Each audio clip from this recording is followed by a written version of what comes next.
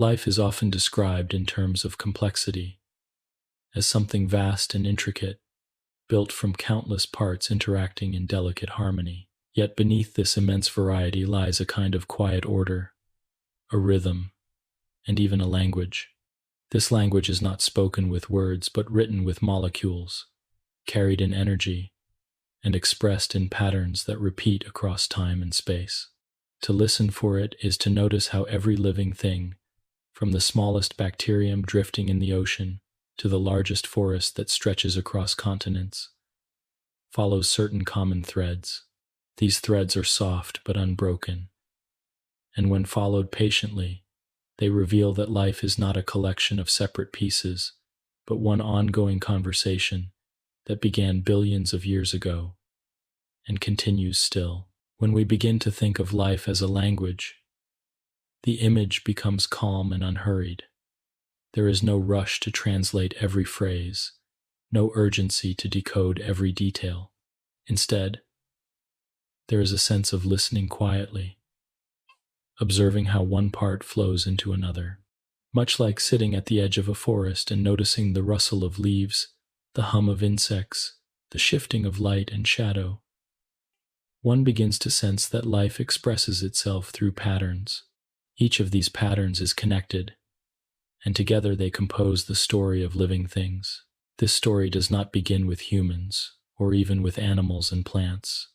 It begins far earlier, in a world without voices or movement, a world where the earth itself was still cooling, where oceans formed, and where simple molecules began to meet and combine. In those waters, under conditions we can only partly imagine, chemistry slowly gave rise to something more than chemistry. Small clusters of molecules found stability by arranging themselves into repeating structures. These structures found ways to carry information, to make copies of themselves, and eventually to surround themselves with protective boundaries. With these changes, the first whispers of life began. It is thought that these early forms of life did not look like anything we might recognize today. They were likely small, fragile, and limited, perhaps no more than tiny strands of molecules capable of making imperfect copies. Yet, from such beginnings, the conversation expanded. Imperfections in copying created differences, and those differences gave some strands a quiet advantage. Over time, those advantages allowed some to persist longer, to spread further, and to interact in more complex ways. What began as faint echoes grew into steady voices. Over billions of years, those voices multiplied, shaping all the diversity we see today. This opening is not about the detailed workings of biology. It is about preparing the mind to rest within the idea that life itself is ongoing, that it is vast and interconnected, and that to study it is not to rush toward conclusions, but to sit patiently with its rhythms. When we call this a language, we mean that life communicates, not with words, but with structure and function, with energy flowing quietly from one form to another.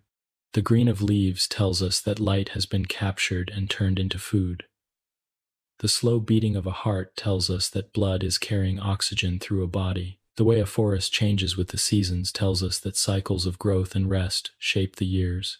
Everywhere, the language is present. One way to feel this language is to think of how life is both delicate and resilient. A small plant growing through cracks in a stone wall shows how even fragile things can persist when conditions allow. The same is true of the smallest microbes living in hot springs or at the edges of icy glaciers. Life does not shout in these places. It whispers, and yet it endures. The persistence of these small forms over time laid the foundation for everything larger, everything more visible. In their persistence, we find the first words of life's story. As the story unfolds, patterns begin to echo across scales.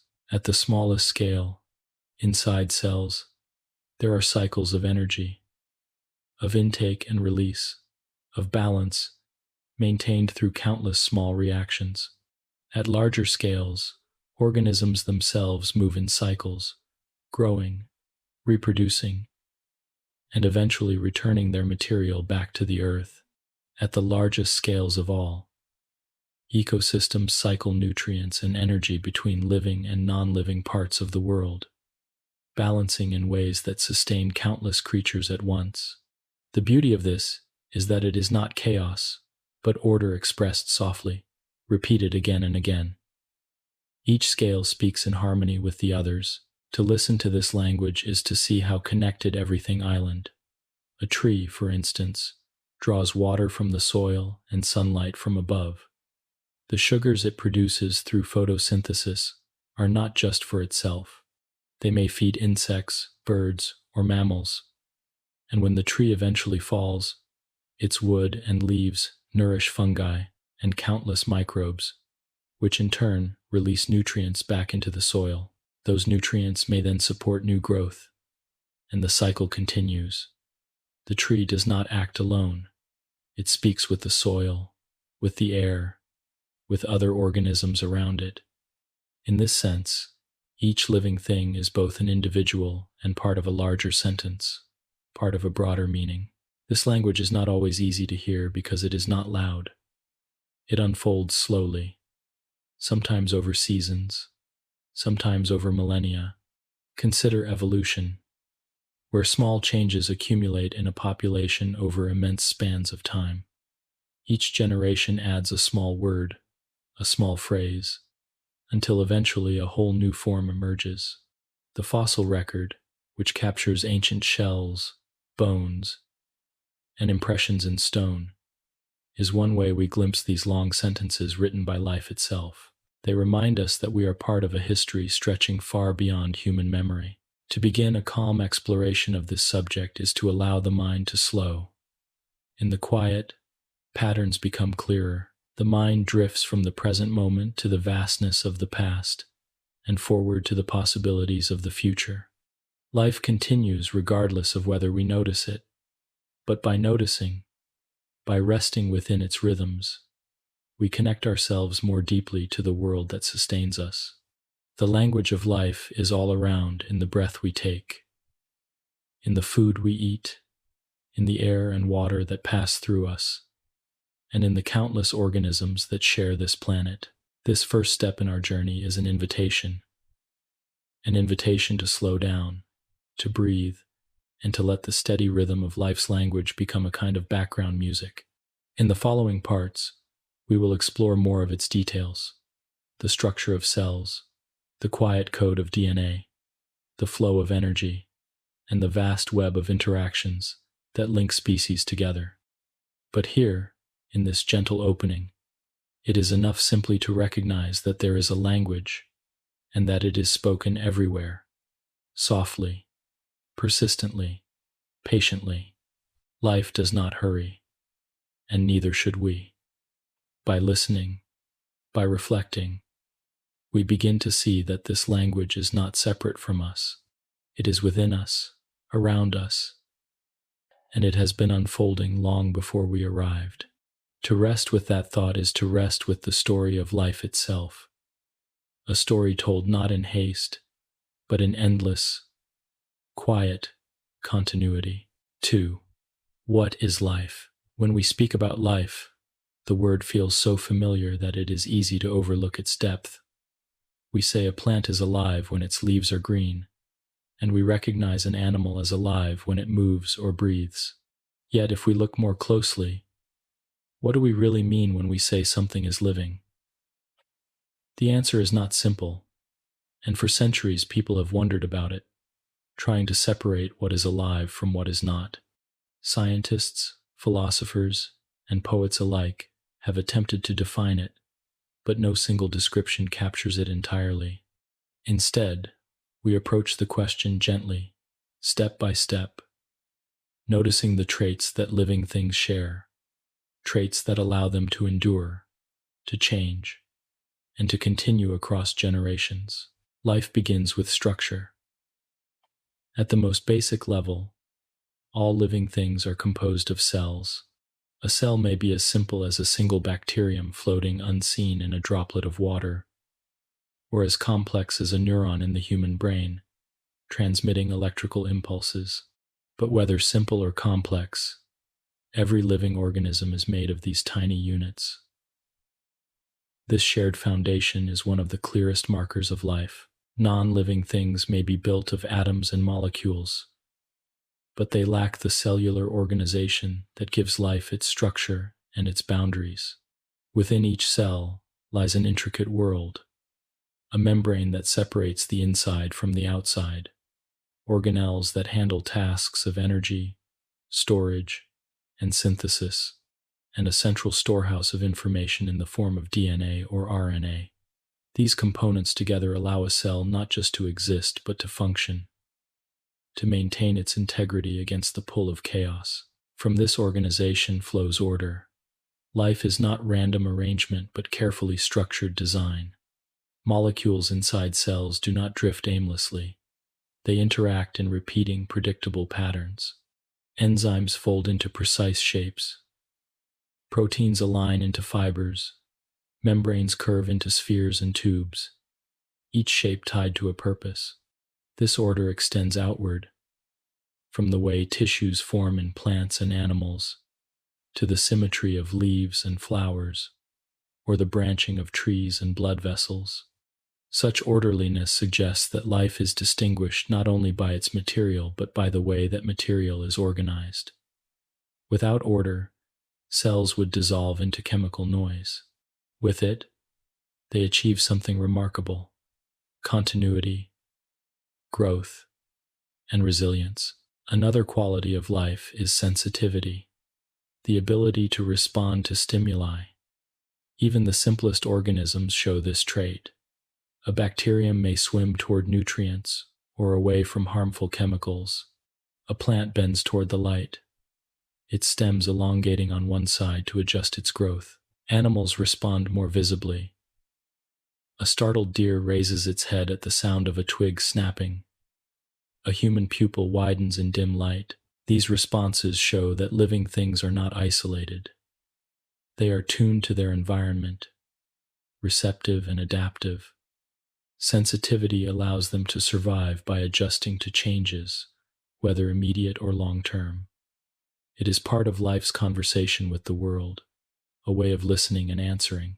Life also involves growth and development. Non-living things may change. They may rust, erode, or break. But these changes follow external forces alone. Living things, by contrast, grow from within. A seed swells, sprouts, and slowly becomes a tree. An embryo develops into an infant and then into an adult.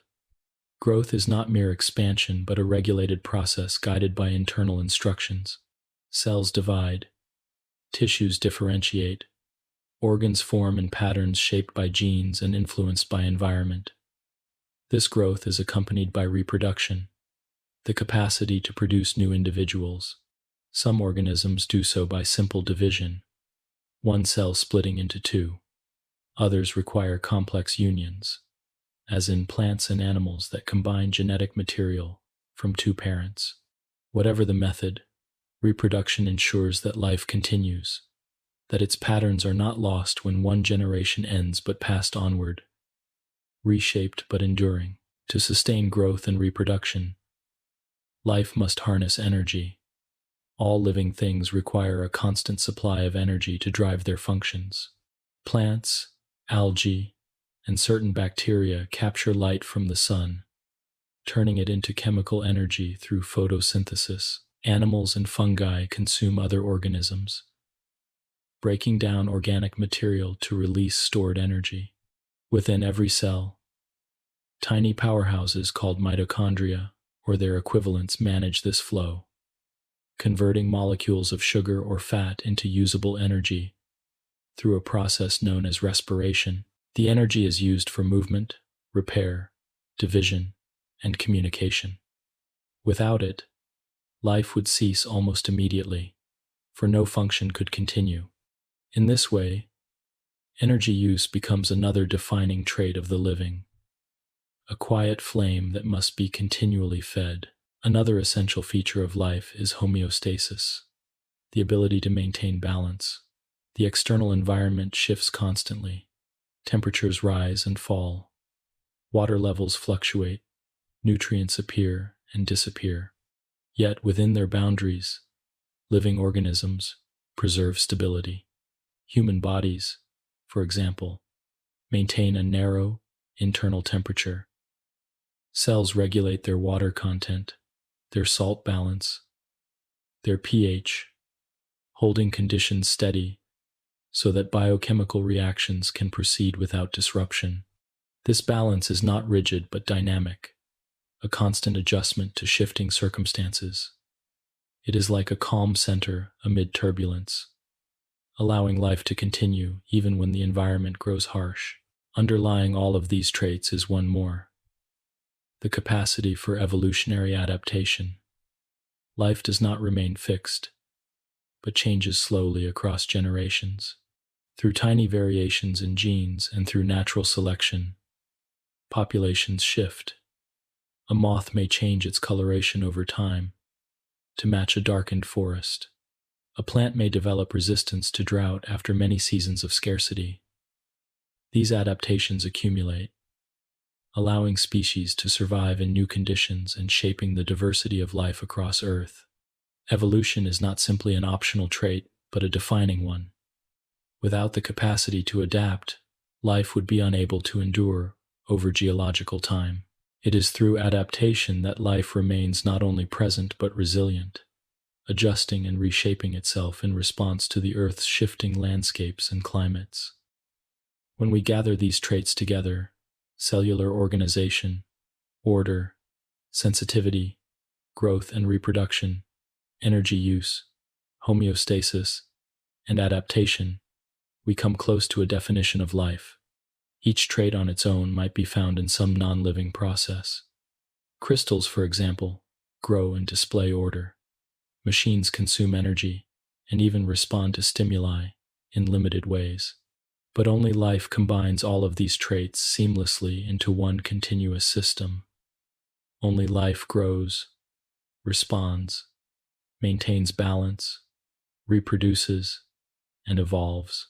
Together, these characteristics form the framework by which we recognize something as alive. And yet, as complete as this list may seem, life still resists being captured fully in words. It has qualities that extend beyond any checklist. To see a forest at dawn, filled with bird calls and shifting light, is to sense something beyond definition, something that belongs not only to science, but to experience. To hold a newborn animal, fragile yet filled with potential, is to feel the pulse of life in a way that transcends explanation. Life is both a scientific concept and a lived reality, something that can be studied in detail, but also something that surrounds us quietly every day. So when we ask, "What is life?" the answer must be both precise and gentle. It is the set of shared traits we have named, yes, but it is also the flow of patterns across time, the resilience of small cells in large ecosystems, the quiet continuity that connects past, present, and future. To recognize life is to recognize connection. For each living thing embodies the same language, expressed in its own form, but written in the same letters. In the calm recognition of these traits, we begin to see life not as a puzzle to be solved, but as a presence to be understood. It is intricate, patient, and unhurried. To dwell on its qualities is to feel that we too are part of it, that the breath we take, the food we eat, and the cells that compose us are woven into the same fabric as every other living thing. Life is, in essence, the ongoing expression of existence, and in its language we hear not only the story of organisms, but also the story of ourselves. 3. Levels of biological organization. When we look at the world around us, we see life in many forms. We notice the vastness of forests, the quiet strength of animals, the fragile beauty of flowers, and the invisible presence of countless tiny organisms drifting in air and water. It is easy to think of these things as separate, each existing on its own. Yet, if we pause and look more closely, we discover that life is arranged in patterns, with each pattern resting gently upon another. There is a hierarchy to living things, a layered structure that stretches from the smallest particles of matter to the broadest ecosystems. This order is one of the most calming and fascinating aspects of biology, for it shows us that nothing exists in isolation. Every level of life connects to the next, forming a chain that binds the smallest to the largest in quiet continuity. At the very base of this hierarchy are atoms, the fundamental units of matter. Though unimaginably small, atoms form the foundation for everything we see and touch. Carbon, hydrogen, oxygen, and nitrogen are especially important, for they compose the majority of biological structures. These atoms do not stand alone for long. They join together in chemical bonds, forming molecules. Water, with its simple structure of 2 hydrogen atoms and 1 oxygen atom, becomes the solvent of life, a medium in which reactions can occur. More complex molecules, such as proteins and nucleic acids, carry the instructions and machinery of life itself. In this way, atoms and molecules act as the alphabet of life's language, the letters from which all higher structures are composed. From these molecules arise cells, the smallest units of living structure. Each cell is like a tiny world in itself, filled with membranes, organelles, and pathways of energy and information. Some organisms, such as bacteria and archaea, are composed of only a single cell. Others, like plants and animals, are made of trillions, each with its own tasks, but all working together. The cell is where life begins to take form as something distinct from non-living matter. Within its boundaries, energy is captured, genetic information is stored, and the processes of growth and reproduction are carried out. The cell represents the first clear step into the hierarchy of life. When similar cells gather, they form tissues. In animals, muscle tissue contracts to create movement. Nervous tissue carries signals across the body, and connective tissue supports and binds structures together. In plants, tissues take the form of xylem that carries water, phloem that transports sugars, and epidermis that protects surfaces. Each tissue is a collection of cells aligned in both structure and function, acting in harmony to perform a shared role. This cooperation reflects one of the recurring patterns in biology. Smaller units, working together to create larger, more capable systems. Tissues themselves combine into organs.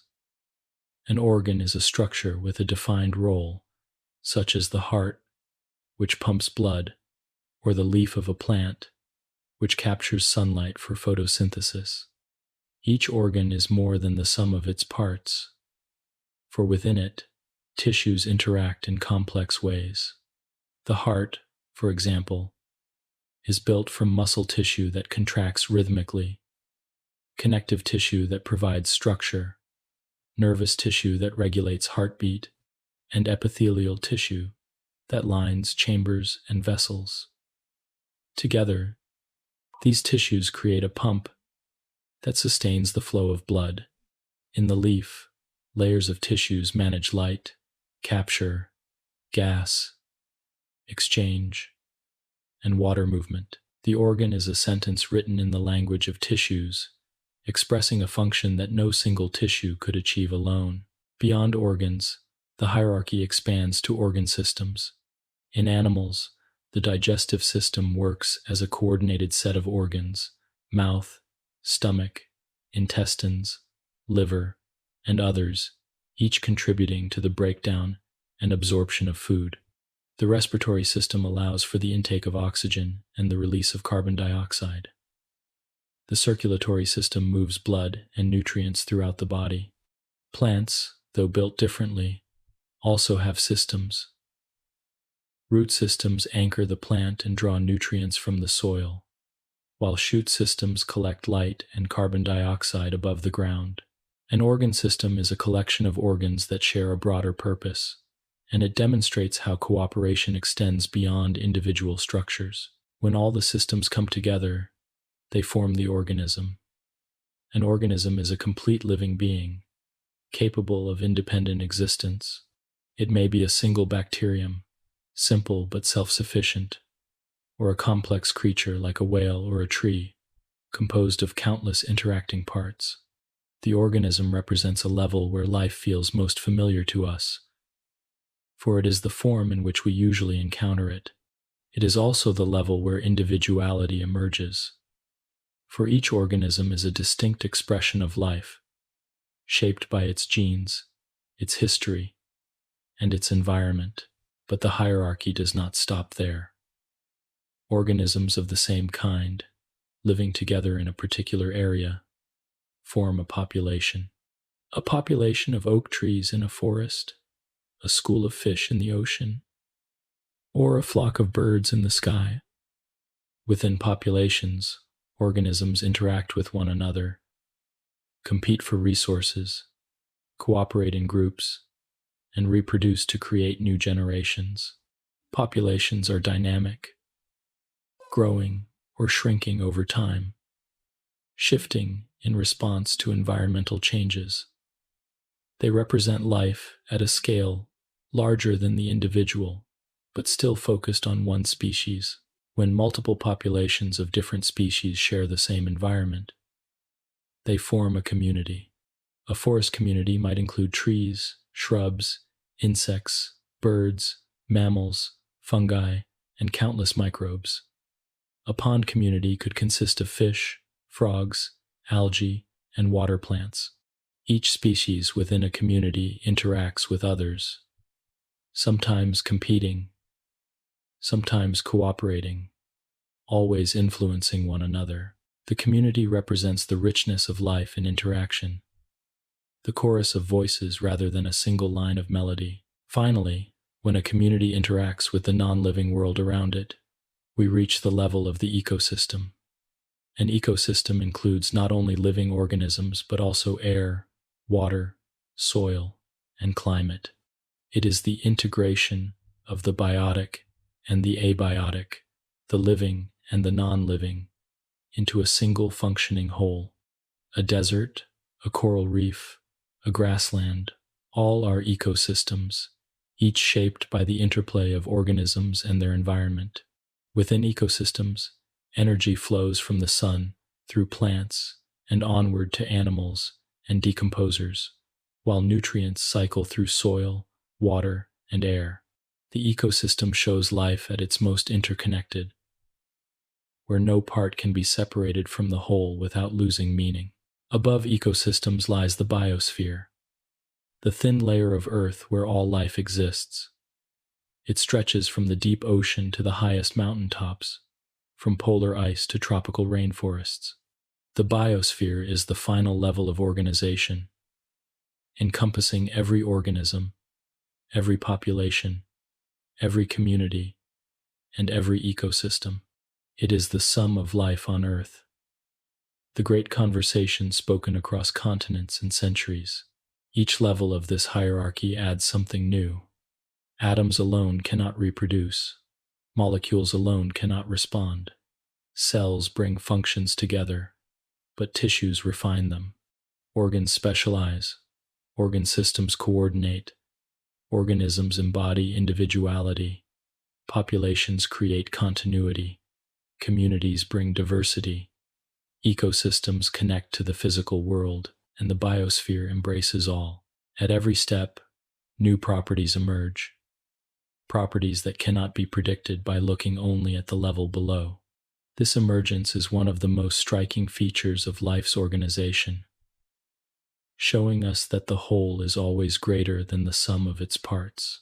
When we think of the hierarchy of life, we are reminded that our own bodies participate in it, built from atoms, organized into molecules, assembled into cells, tissues, and organs, and integrated into a complete organism. But we are also reminded that we belong to populations of our species, that we live within communities of other species, and that together we inhabit ecosystems and the biosphere itself. To see life in this layered way is to see it as both intimate and vast, as something within us and around us at once. The levels of biological organization are not simply categories for study. They are a way of seeing life as connected, of understanding how complexity arises from simplicity, and how patterns repeat at different scales. They are a gentle reminder that every breath, every heartbeat, every leaf, and every river belongs to the same grand structure, unfolding quietly across time. To reflect on them is to feel the calm assurance that life, though intricate, is beautifully ordered, always connected, and always continuing. 4. Atoms and molecules. Life's first letters. To understand the language of life, we must begin with its smallest letters. These letters are not written on paper or spoken aloud. They are the atoms and molecules that form the foundation of everything living. Without them, there would be no cells, no tissues, no organisms, and no ecosystems. They are the quiet building blocks from which all else is composed, simple on their own, yet endlessly expressive when combined. Just as a handful of letters in an alphabet can create countless words and stories, the limited variety of atoms found in living things are arranged into molecules that weave the entire tapestry of biology. Atoms themselves are remarkably small, far smaller than anything visible to the eye, even under ordinary microscopes. They are composed of a dense nucleus of protons and neutrons, surrounded by electrons moving in patterns that form what we call shells or orbitals. The way these electrons are arranged determines how one atom will interact with another, and it is in these interactions that the possibilities of chemistry unfold. Carbon, with its ability to form 4 bonds, is especially important. Its flexibility allows it to act as a framework, linking with hydrogen, oxygen, nitrogen, and other atoms to create a nearly limitless array of structures. Hydrogen, though the simplest atom with just 1 proton and 1 electron, is vital as well, joining with carbon and oxygen to form molecules of water and countless organic compounds. Oxygen itself, so essential for breathing, participates in bonds that release energy in cells and stabilizes structures in molecules. Nitrogen provides the foundation for amino acids, the units of proteins, and for nucleotides, the units of DNA and RNA. Together, these 4 elements, carbon, hydrogen, oxygen, and nitrogen, form the vast majority of living matter. Of course, other elements also contribute to life's alphabet. Phosphorus, for example, anchors the backbone of DNA and RNA, allowing genetic information to be stored and transmitted. It also forms part of ATP, the small molecule that acts as a portable energy currency inside cells. Sulfur, though less abundant, stabilizes proteins through special bonds, giving them shape and durability. Trace elements such as iron, magnesium, and calcium may be present in small amounts, yet their importance is immense. Iron allows red blood cells to carry oxygen. Magnesium sits at the center of the chlorophyll molecule, capturing light energy in plants. Calcium strengthens bones and teeth, while also acting as a messenger in countless cellular processes. Even the smallest contributions matter, reminding us that life depends not only on the abundant, but also on the subtle. When atoms bond together, they form molecules, and it is here that life's letters begin to arrange into words. Water, perhaps the simplest and most crucial of all. Yet its properties are extraordinary. It is a solvent, dissolving salts, sugars, and countless compounds, making it the medium in which life's chemistry occurs. It resists changes in temperature, buffering organisms against sudden shifts in heat or cold. Its solid form, ice, floats on its liquid form, ensuring that lakes and oceans freeze from the top down rather than solidifying entirely. This unique behavior creates a protective layer in winter that allows life beneath to continue. Water molecules also stick to one another through hydrogen bonding, creating surface tension that lets small insects walk on ponds and helping plants draw water upward through roots and stems. In every drop of water, the quiet letters of hydrogen and oxygen spell out a word upon which life itself depends. Beyond water, molecules of greater complexity arise. Carbohydrates, made from carbon, hydrogen, and oxygen, provide energy and structural support. Glucose, a simple sugar, fuels cells directly, while starch and glycogen store energy for future use. Cellulose, a long chain of glucose molecules, forms the rigid walls of plant cells, giving plants their strength and shape. Proteins, built from 20 different amino acids, serve as the machinery of life. Each amino acid contains nitrogen and sometimes sulfur, and their specific sequences determine the shape and function of the proteins they form. Some proteins act as enzymes, speeding up chemical reactions. Others form fibers for support or transport oxygen through blood. Nucleic acids, another family of molecules, are the carriers of genetic information. DNA, with its famous double helix, is composed of nucleotides containing sugar, phosphate, and nitrogenous bases. The order of these bases spells out instructions for building proteins and for guiding the development and function of organisms. RNA, a close relative, plays many roles, from carrying instructions to helping assemble proteins. Together, DNA and RNA represent one of life's most remarkable arrangements of molecules, a script written with only 4 chemical letters, yet capable of producing endless variety. Lipids, though often overlooked, are equally vital. These molecules, composed largely of carbon and hydrogen, form fats, oils, and waxes. Their hydrophobic nature allows them to create barriers, such as the membranes that surround cells. Without lipids, there would be no way to separate the inside of a cell from the outside environment. Membranes provide boundaries, protection, and structure, while also remaining flexible enough to allow communication and exchange.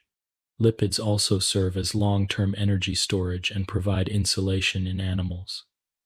Their simplicity belies their importance, for without them, life's letters would drift without form. The richness of molecules arises not just from their components, but from the way they interact. Hydrogen bonds, ionic bonds, covalent bonds, and van der Waals forces each contribute to the delicate architecture of living structures. The folding of a protein, the twisting of DNA, the fluidity of membranes all depend on these subtle interactions. The beauty of life's language lies in this balance between strength and flexibility, between stability and change. Bonds must hold structures together firmly enough to endure, but gently enough to allow movement and adaptation. This balance makes life dynamic, able to respond, grow, and evolve. From these molecules emerge larger structures and processes. Enzymes catalyze reactions, lowering the energy needed for life's chemistry to proceed. Hormones act as messengers, small molecules that travel through organisms to signal changes. Pigments capture light, giving plants their green color and animals their varied hues. Even emotions and thoughts in humans trace back to molecules, neurotransmitters like serotonin and dopamine, tiny chemical messengers that shape experience. Everywhere we look, the letters of atoms combine into words of molecules, and these words combine into the sentences and stories of living systems. It is humbling to realize that the immense variety of life, with its forests, oceans, creatures, and human societies, rests upon such simple foundations. A handful of elements, arranged in endless ways, carry the full weight of existence. The same carbon atom that once formed part of an ancient tree might now reside in a human body. The same oxygen molecule breathed by an animal today may one day sustain another far away. These atoms are not bound to one form of life but cycle continuously, linking past to present, one species to another, and one ecosystem to the next. Thinking of atoms and molecules as the first letters of life allows us to appreciate both their simplicity and their power. They remind us that great complexity can arise from small beginnings, that the grand story of biology is written from an alphabet only a few letters long. Each living being carries within it these letters, arranged into the unique script of its own existence, yet also part of the universal text of life itself. To rest with this thought is to see life not as a mystery of unfathomable complexity, but as a gentle layering of patterns, beginning with atoms, flowing into molecules, and rising upward through cells, tissues, and beyond. The smallest letters spell the largest stories, and by listening quietly to their arrangement, we begin to hear the language of life at its most fundamental level. 5. Cells, the quiet architects of living systems. At the heart of every living thing lies the cell, a structure so small it cannot be seen with the naked eye, yet so essential that without it there would be no life at all. Cells are the quiet architects of existence, shaping the growth of plants, guiding the movements of animals, and sustaining the delicate balance within our own bodies. Each cell is a world in miniature, complete in itself, yet also deeply connected to the larger whole of the organism it belongs to. To reflect on cells is to reflect on the very foundation of biology. For all living things, from the simplest bacteria to the complexity of human beings, share this common unit of life. Cells are remarkable for their universality. Every living organism is made of one or more of them. The simplest among us, the bacteria and archaea, consist of a single cell. These solitary beings, though tiny, carry out all the essential tasks of life on their own. Larger organisms, such as plants and animals, are made of trillions of cells, each with its own role, but all working together in harmony. This dual nature of cells, both independent and cooperative, shows the flexibility of life's design. A single cell can exist as a complete organism, or countless cells can unite to form something greater. At their core, cells are defined by boundaries. Every cell is enclosed by a membrane, a thin but vital barrier that separates the inside from the outside. This membrane is not rigid but fluid, allowing the cell to maintain its shape while still exchanging materials with its environment. Nutrients flow in, waste flows out, signals pass through, and the delicate balance of the cell is maintained. Within this boundary, the cell preserves an internal environment distinct from the world around it, a pocket of order that sustains the reactions of life. Without such boundaries, molecules would drift aimlessly, and the coherence of life would be lost. Inside this membrane, cells contain organelles, specialized structures that carry out different tasks. In bacteria and archaea, these tasks occur without the compartments found in more complex cells. Yet the basic processes are the same. Energy must be harnessed, proteins must be built, and genetic information must be stored and copied. In plants and animals, the presence of a nucleus marks a distinction. This structure houses the cell's DNA, the long molecules that carry instructions for every function. The nucleus is like a library, its shelves filled with volumes of genetic information, accessible when needed, but carefully protected from harm. Surrounding the nucleus, other organelles perform their roles. Mitochondria convert fuel into usable energy, ribosomes assemble proteins, and endoplasmic reticulum and Golgi apparatus process and transport molecules. Each organelle is a workshop within the greater factory of the cell. Energy lies at the center of cellular life. Just as organisms must eat or capture sunlight to survive, so too must each cell find ways to power its activities. Mitochondria, often called the powerhouses of the cell, take molecules such as glucose and break them down in a controlled way, releasing energy that is stored in ATP, a small molecule used like a currency. With ATP, cells can contract muscles, send signals, or build new molecules. In plants, chloroplasts capture sunlight directly, using its energy to drive photosynthesis. This process not only fuels plant cells but also produces the oxygen that animals, including ourselves, depend upon. Within these green organelles, light is turned into sugar, a transformation that feeds not just the cell, but entire ecosystems. Yet energy alone is not enough. Cells must also build. Proteins are the primary tools of life, and every cell must manufacture them constantly. This task falls to ribosomes, tiny machines that read the instructions carried by RNA, which itself is copied from DNA. The sequence of nucleotides in a gene is translated into a sequence of amino acids, and these amino acids are linked together to form a protein. Once built, proteins fold into precise shapes that allow them to perform tasks. Some act as enzymes to speed up reactions, others form structural fibers, and still others carry signals or defend against threats. In this way, the cell transforms information into function, turning coded instructions into active life. Communication is another essential feature. No cell exists entirely alone, not even a bacterium in the open ocean. Cells must sense their environment and respond to it. Receptors on their membranes detect signals, such as hormones, nutrients, or light. Inside the cell, these signals are interpreted and acted upon.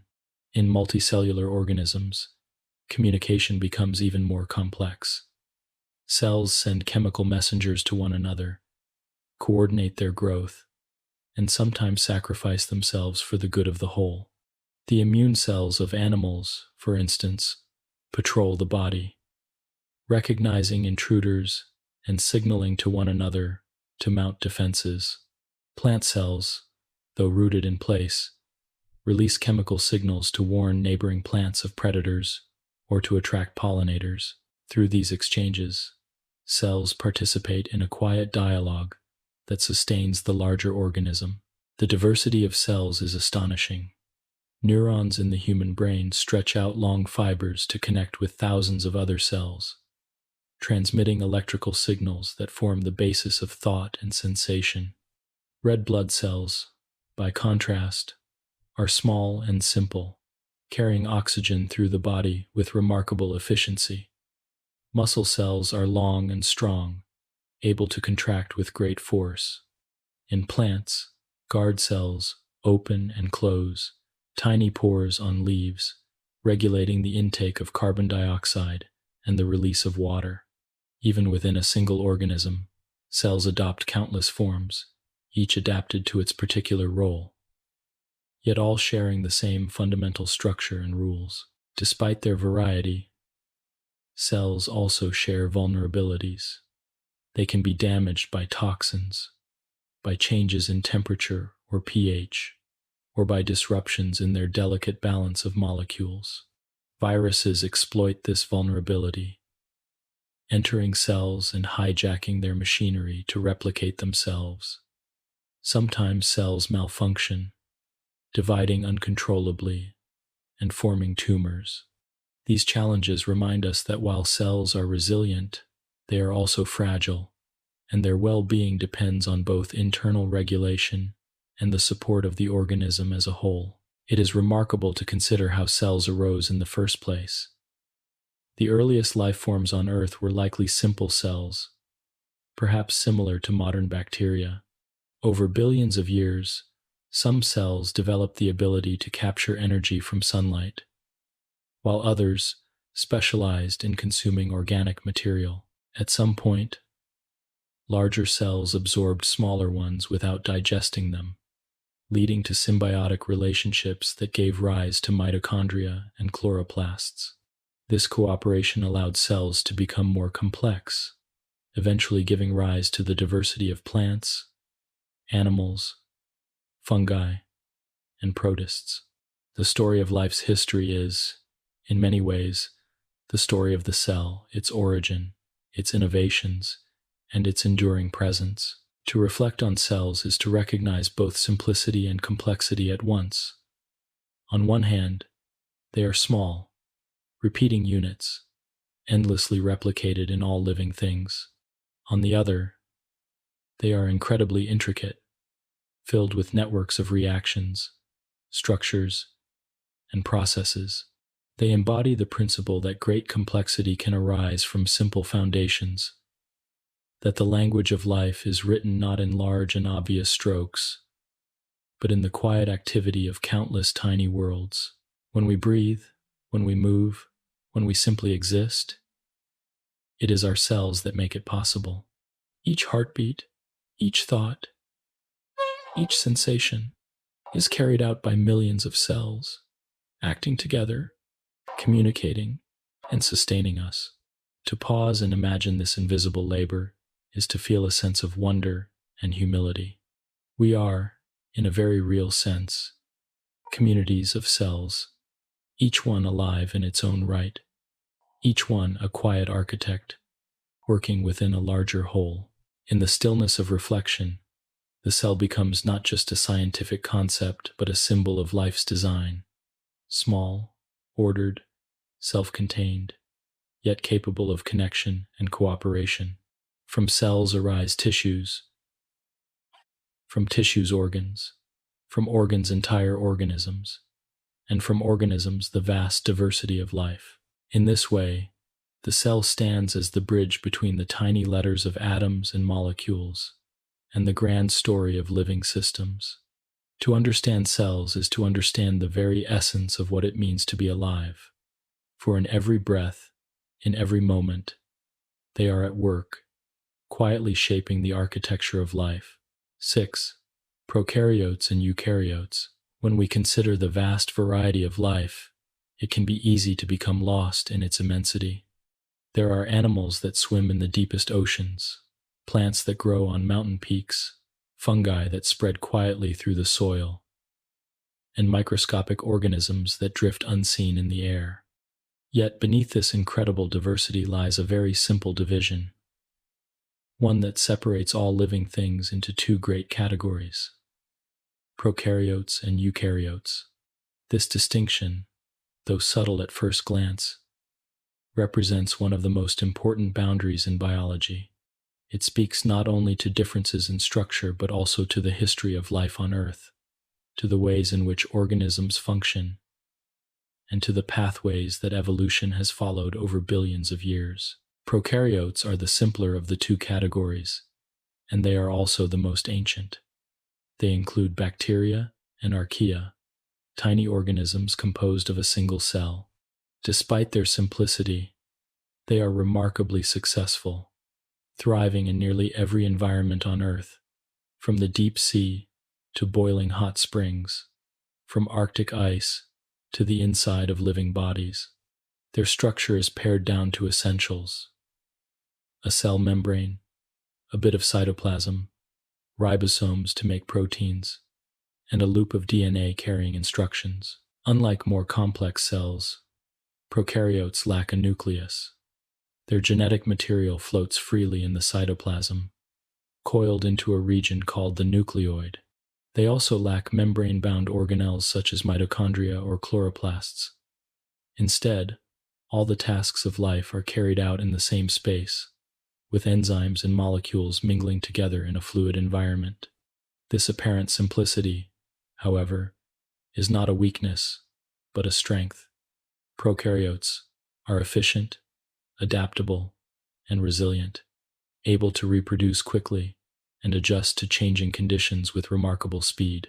Eukaryotes, by contrast, are larger, more complex, and more specialized. Their cells contain a nucleus enclosed by a membrane, within which DNA is stored and carefully protected. Around the nucleus, an array of organelles divides the labor of life. Mitochondria generate energy. Endoplasmic reticulum processes proteins and lipids. Golgi apparatus packages and distributes molecules.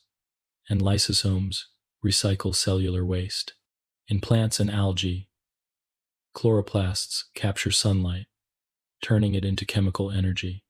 The presence of these organelles allows eukaryotic cells to carry out tasks more efficiently, to compartmentalize reactions, and to support the greater complexity of multicellular organisms. Plants, animals, fungi, and protists all belong to this group, and from their cells arise the vast variety of forms that fill our world. The division between prokaryotes and eukaryotes is not only structural but also historical. Prokaryotes were the first life forms to appear, emerging more than 3.5 billion years ago, when Earth itself was still young. For billions of years, they were the only life on the planet, shaping the atmosphere, cycling nutrients, and laying the foundation for future organisms. Eukaryotes appeared later, around 2 billion years ago, and their origin is one of the most fascinating stories in biology. Evidence suggests that eukaryotic cells arose through a process of symbiosis, when one prokaryotic cell engulfed another, and the two began to live together in cooperation rather than conflict. The engulfed cells eventually became permanent residents, evolving into mitochondria and chloroplasts. This partnership provided advantages. Mitochondria allowed cells to generate energy more efficiently, while chloroplasts enabled them to capture sunlight. Through this act of cooperation, life made a great leap forward, paving the way for the evolution of multicellular organisms, and eventually, the diversity we see today. Prokaryotes and eukaryotes also differ in their modes of life. Prokaryotes, with their smaller size and rapid reproduction, are masters of adaptation. They divide quickly, sometimes in as little as 20 minutes, and their simple structures allow them to change rapidly in response to new conditions. They can swap genes with one another through processes such as conjugation, transformation, or transduction, sharing useful traits like antibiotic resistance across populations. This flexibility allows them to thrive in extreme environments where few other organisms could survive. Some archaea live in acidic hot springs, others in salty lakes, others still in the crushing depths of the ocean. Bacteria inhabit soil, water, the human body, and even radioactive waste. Their ability to persist and adapt demonstrates that complexity is not always required for success. Eukaryotes, while slower to reproduce and less flexible in certain ways, have their own advantages. The presence of organelles allows for greater specialization, and this specialization supports the existence of large multicellular bodies. In a human, trillions of eukaryotic cells work together, each one differentiated into a type suited for its role. Nerve cells for transmitting signals, muscle cells for movement, epithelial cells for lining and protection, and countless others. In plants, eukaryotic cells form leaves that capture light, roots that absorb water, and stems that transport nutrients. The coordination of these cells allows for growth, adaptation, and behavior far beyond the capacity of any single prokaryotic cell.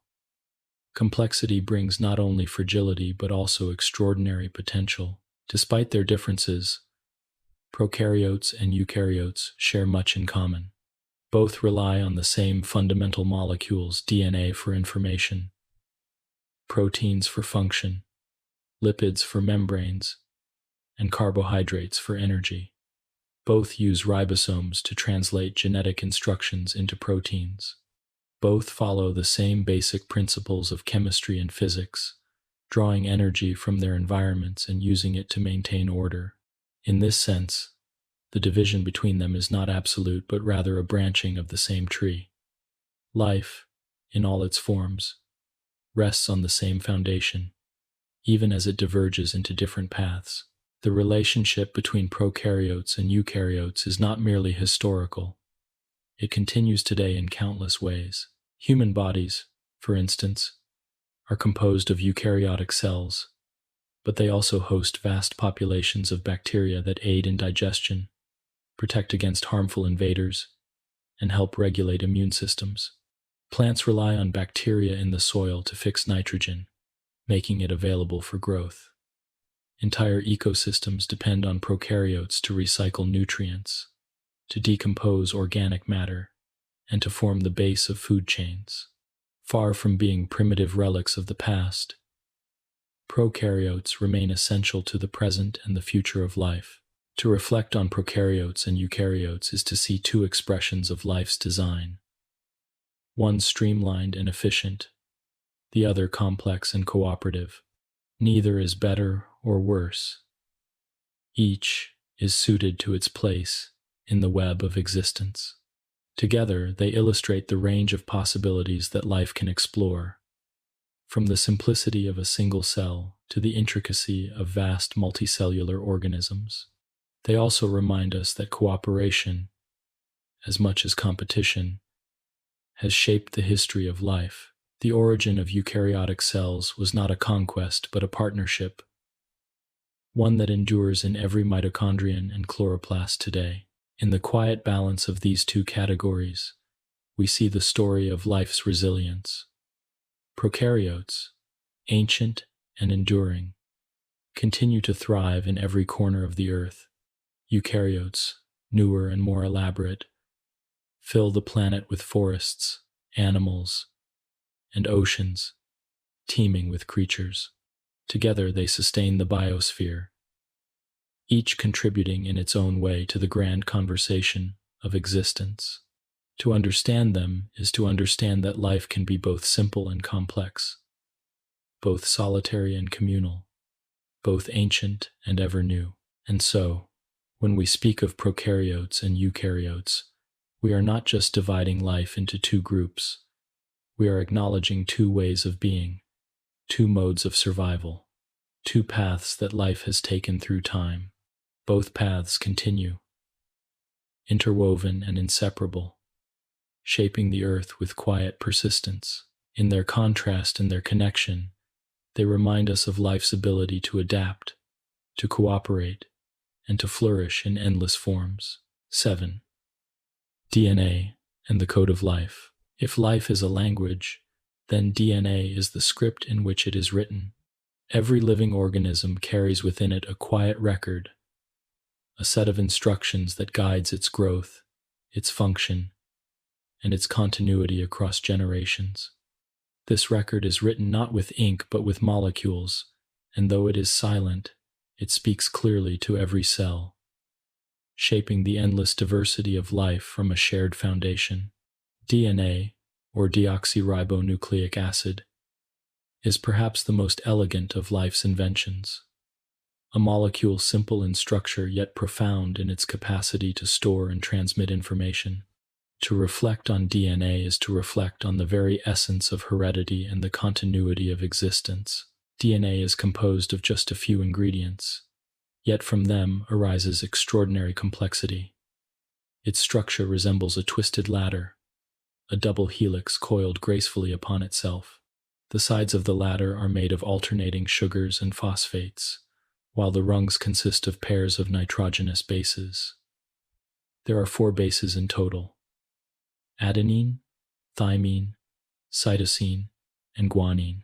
They pair in a specific manner, with adenine always joining thymine and cytosine always joining guanine. This simple pairing rule ensures both stability and precision. When a cell divides, the 2 strands of DNA separate, and each serves as a template for building a new complementary strand. In this way, DNA replicates itself, passing its code forward with remarkable fidelity. The sequence of these bases forms the code itself. Just as letters combine into words and sentences, bases align into sequences that spell out instructions. These instructions are not for human eyes, but for the machinery of the cell. Specific sequences, known as genes, contain the directions for building proteins. Proteins, in turn, carry out nearly all of life's functions. They catalyze chemical reactions, provide structural support, transport molecules, and serve as messengers. A single cell may contain thousands of different proteins, each precisely shaped and carefully built according to the genetic code. Thus, DNA is not only a storehouse of information but a script actively read and translated into the processes of life. The process by which DNA exerts its influence is both subtle and profound. First, a gene is transcribed into RNA, a close molecular relative of DNA. RNA is single-stranded, and in this form it can travel out of the nucleus in eukaryotic cells, carrying the message to ribosomes. At the ribosomes, the RNA is read 3 bases at a time, each triplet corresponding to one amino acid. The amino acids are linked in sequence, forming a chain that eventually folds into a protein. This process, known as the central dogma of molecular biology, describes the flow of information from DNA to RNA to protein. It is the means by which the silent language of nucleotides becomes the active machinery of cells. Though the rules of DNA are universal, the sequences themselves vary infinitely. It is this variation that accounts for the diversity of life. In humans, DNA consists of about 3 billion base pairs, arranged across 23 pairs of chromosomes. Within this vast script, only a fraction directly codes for proteins. Yet every part plays some role, whether in regulating expression, maintaining structure, or guiding replication. Small differences in sequence can create large differences in traits. Eye color, height, and countless other features are influenced by variations in the genetic code. Beyond visible traits, DNA also influences susceptibility to diseases, metabolism, and even subtle aspects of behavior. The language of life is both shared and individual, universal and unique. The stability of DNA ensures continuity, but its occasional imperfections ensure change. During replication, errors may occur, leading to mutations. Some mutations have no effect, some are harmful, and others confer advantages. Over time, these changes accumulate, providing the raw material for evolution. In this way, DNA is both a record of the past and a source of future possibility. The genes carried by a species reflect millions of years of history, shaped by survival, adaptation, and chance. Each living organism carries within it the traces of ancestors long gone, written in the code that sustains it still. Beyond its role in individual organisms, DNA connects life as a whole. All known life forms, from the simplest bacterium to the most complex animal, rely on DNA as their genetic material. The universality of this molecule suggests a shared origin, a common ancestor that lived billions of years ago. Certain sequences, such as those that code for essential proteins, are remarkably conserved across species, evidence of their importance and their persistence through time. To study DNA is to see not only the uniqueness of each species but also the unity of all life. DNA also has a quiet rhythm of inheritance. In organisms that reproduce sexually, offspring receive half of their DNA from one parent and half from the other. This mixing creates variation while still preserving continuity. In organisms that reproduce asexually, DNA is copied directly, creating near-identical offspring with only occasional mutations, introducing change. In both cases, the essence of heredity is the same: the passing forward of information, the continuation of life's script. This unbroken chain links generation to generation, forming a story far longer than any individual lifespan. The presence of DNA also allows organisms to respond to their environments in subtle ways. Genes are not always active.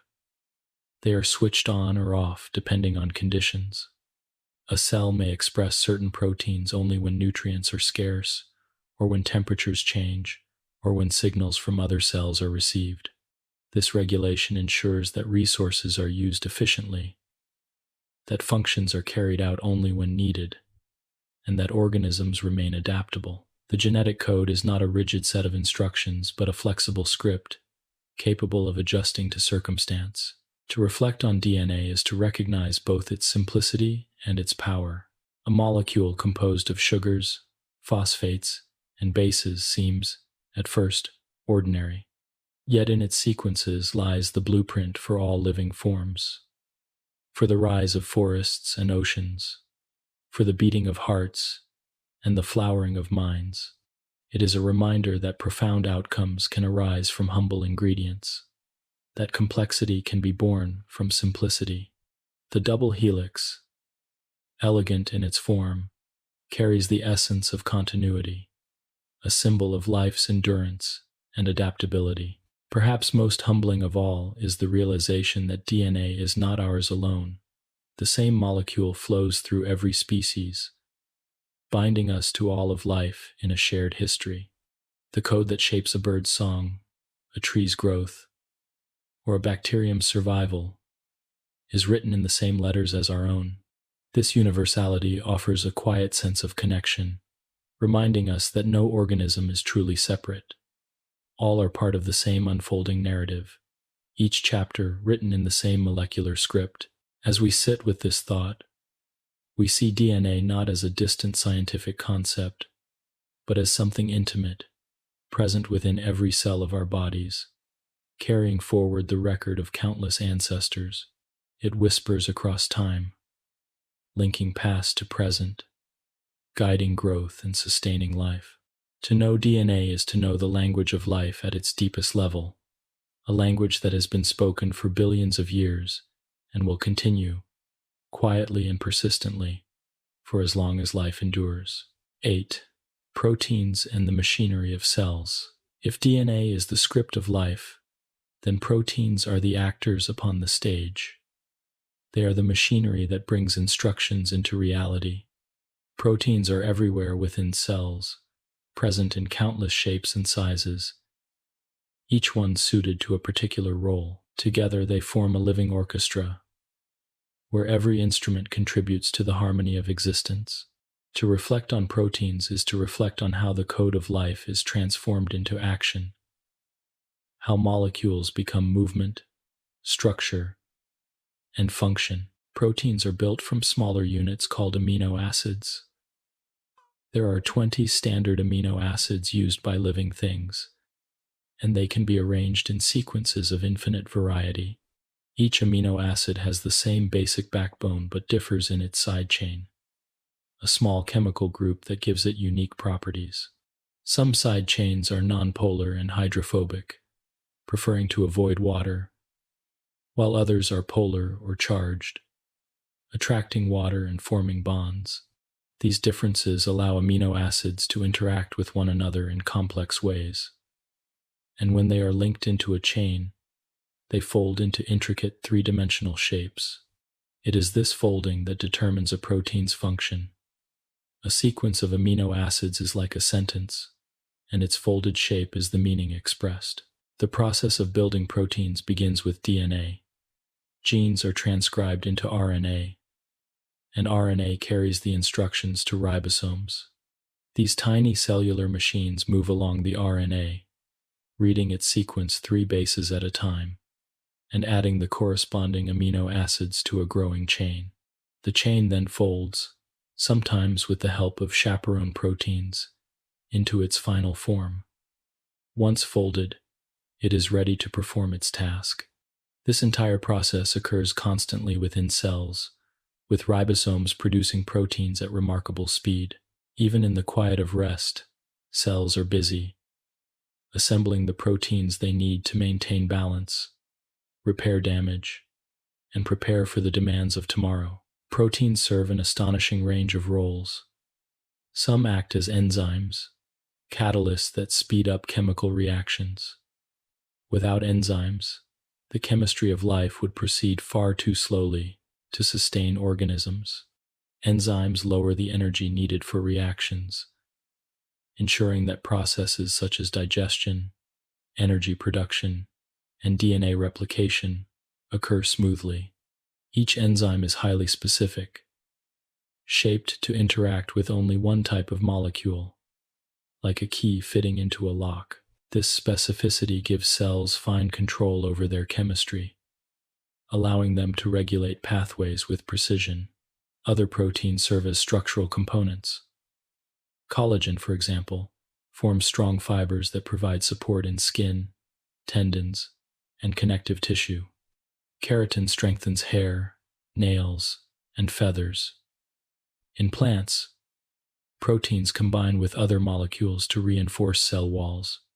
These structural proteins create stability and resilience, giving organisms the strength to endure physical stresses. Though silent and invisible, they form the scaffolding upon which life is built. Proteins also act as transporters and carriers. Hemoglobin, found in red blood cells, binds oxygen in the lungs and releases it in tissues, ensuring that energy production can continue throughout the body. Other proteins move molecules across cell membranes, pumping ions, sugars, or other nutrients where they are needed. Within cells, motor proteins travel along microscopic tracks, carrying cargo such as vesicles or organelles to their destinations. These molecular couriers keep the cell organized and functioning, guiding materials with unerring direction. Communication within and between cells also relies on proteins. Hormones, such as insulin, are proteins that signal when to store or release energy. Receptor proteins, embedded in cell membranes, detect signals from the environment or from other cells, triggering cascades of responses. Antibodies, another class of proteins, recognize invaders such as bacteria and viruses, marking them for destruction. In this way, proteins act as both messengers and guardians, ensuring that cells remain informed and protected. The variety of protein functions is made possible by the variety of their shapes. Some are long and fibrous, providing strength. Others are compact and globular, suited for binding and catalysis. Some form pores in membranes, allowing molecules to pass through, while others assemble into complex machines, such as the ribosome itself, which is partly protein and partly RNA. The ability of proteins to fold into so many shapes makes them endlessly versatile. From the movement of muscles to the flicker of thought in the brain, proteins are at work, quietly carrying out the tasks that make life possible. Yet proteins are not immutable. Their function depends on their shape, and their shape depends on the environment. Changes in temperature, pH, or chemical balance can cause proteins to unfold or misfold, a process known as denaturation. When this occurs, proteins lose their function. Cooking an egg, for example, causes the proteins in the egg white to denature, changing from a clear liquid to an opaque solid. In cells, misfolded proteins can be harmful, leading to diseases such as Alzheimer's or Parkinson's. To prevent such damage, cells employ quality control systems, breaking down or refolding proteins that stray from their intended shape.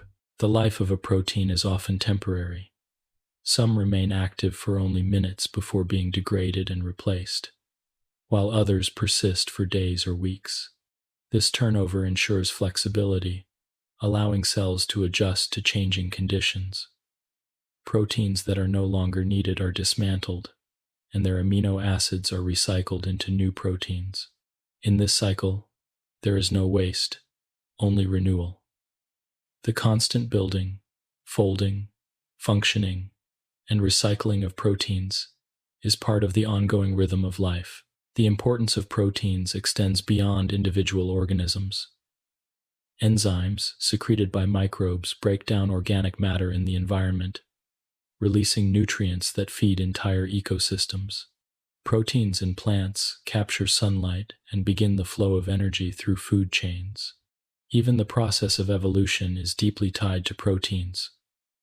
For changes in DNA that alter amino acid sequences can create new functions, new adaptations, and new forms of life.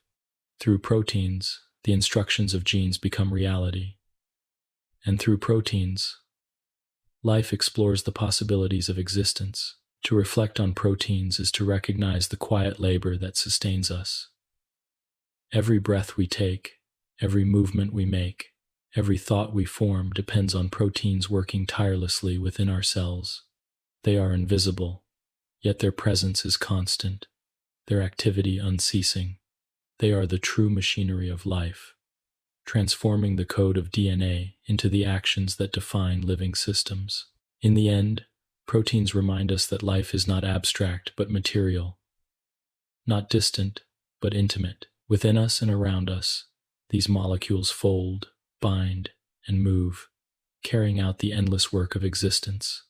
They show us that the language of life is not only written but also spoken, enacted in every heartbeat, every leaf turning toward the sun, every microbe dividing in a drop of water. Proteins are the voice of DNA, the expression of potential, the machinery through which life becomes real. To sit quietly and think of proteins is to feel awe at the unseen world within. It is to realize that we are sustained by countless tiny workers, each shaped by evolution, each performing its task without pause. They are the silent companions of our existence, the builders and keepers of life. In their labor, we hear the steady hum of biology, a rhythm as old as life itself, and as enduring as the future yet to come. 9. Genes and inheritance. Life continues through time because information is passed from one generation to the next. This continuity is one of the most remarkable features of existence. While individual organisms live for only a short span, the instructions that guide their form and function endure, carried forward in the language of genes. Genes are the units of heredity, small segments of DNA that contain the information needed to build proteins and to regulate the processes of life. Through inheritance, genes connect parent and offspring, linking past, present, and future in an unbroken chain. To reflect on genes and inheritance is to reflect on how life preserves its patterns, how diversity arises from variation, and how the story of ancestry is written into the very fabric of biology. Every organism carries within its cells a set of chromosomes, long strands of DNA coiled and compacted to fit inside the nucleus in eukaryotes or the nucleoid region in prokaryotes. Along these chromosomes lie thousands of genes, each with a specific sequence of bases. These sequences act like instructions, telling the cell which proteins to build and when to build them. While not all stretches of DNA directly code for proteins, even non-coding regions play a role in regulation, structure, or stability. Together, the genes and the sequences that surround them form the genome of an organism, the complete set of information needed for its existence. Inheritance ensures that this genome is passed on. In organisms that reproduce asexually, such as bacteria, inheritance is relatively straightforward. The DNA is copied, and the cell divides, producing offspring genetically identical to the parent except for occasional mutations. In organisms that reproduce sexually, inheritance is more complex.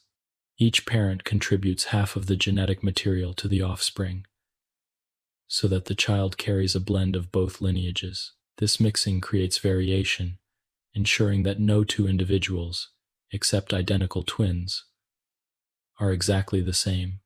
The shuffling of genes during the formation of eggs and sperm, along with the random combination at fertilization, generates endless possibilities, fueling the diversity of populations. The idea of genes as units of inheritance traces back to observations made long before DNA was discovered. In the mid-19th century, Gregor Mendel, a monk with a passion for gardening, carefully studied pea plants in his monastery. By crossing plants with different traits, such as tall and short stems or round and wrinkled seeds, He observed how characteristics appeared in predictable patterns in the offspring.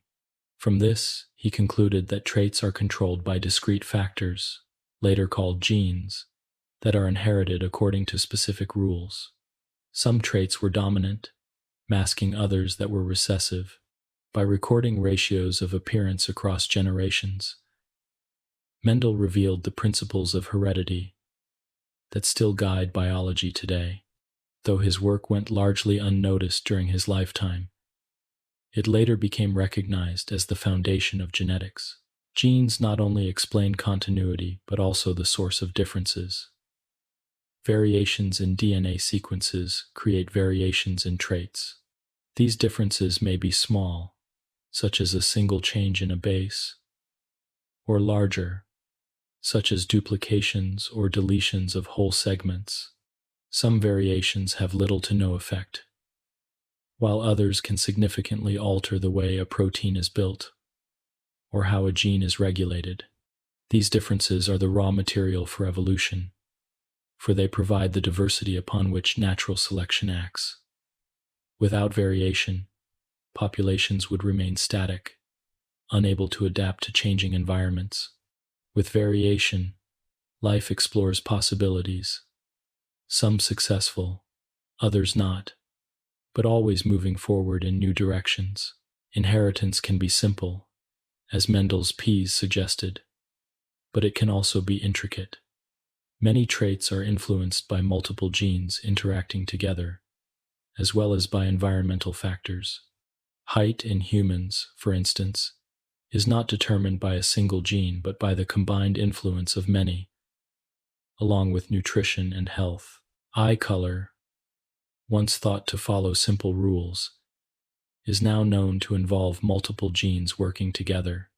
Beyond these complex traits, there are also cases of incomplete dominance, codominance, and gene interactions that produce outcomes not easily predicted by basic rules. The language of inheritance is both orderly and nuanced, filled with patterns yet capable of surprising variation. The transmission of genes is not limited to vertical inheritance, from parent to offspring. In some cases, genes move horizontally, between organisms that are not related in the usual sense. Bacteria, for example, can exchange DNA with one another, spreading traits such as antibiotic resistance across populations. Viruses can carry genetic material from one host to another, weaving new sequences into existing genomes. These horizontal transfers blur the boundaries of inheritance, reminding us that genes can flow not only through lineages, but also across them, linking life in unexpected ways. Within each organism, genes also interact with the environment. A gene may carry the instructions for a protein. Temperature, light, nutrients, and stress can all influence which genes are active. Identical twins, who share the same DNA, may still show differences in traits because of the environments they experience. This interplay between genes and environment ensures that inheritance is not rigid but adaptable, allowing organisms to respond to the conditions they face. Inheritance also connects us to deep history. Each gene carries within it a record of ancestry, shaped by countless generations before. The genetic code we inherit from our parents is itself the product of millions of years of evolution, with sequences conserved across species. Humans share much of their DNA with other animals, with plants, and even with microbes. The same genes that guide the formation of our eyes may resemble those that shape the eyes of flies or the light-sensitive cells of jellyfish.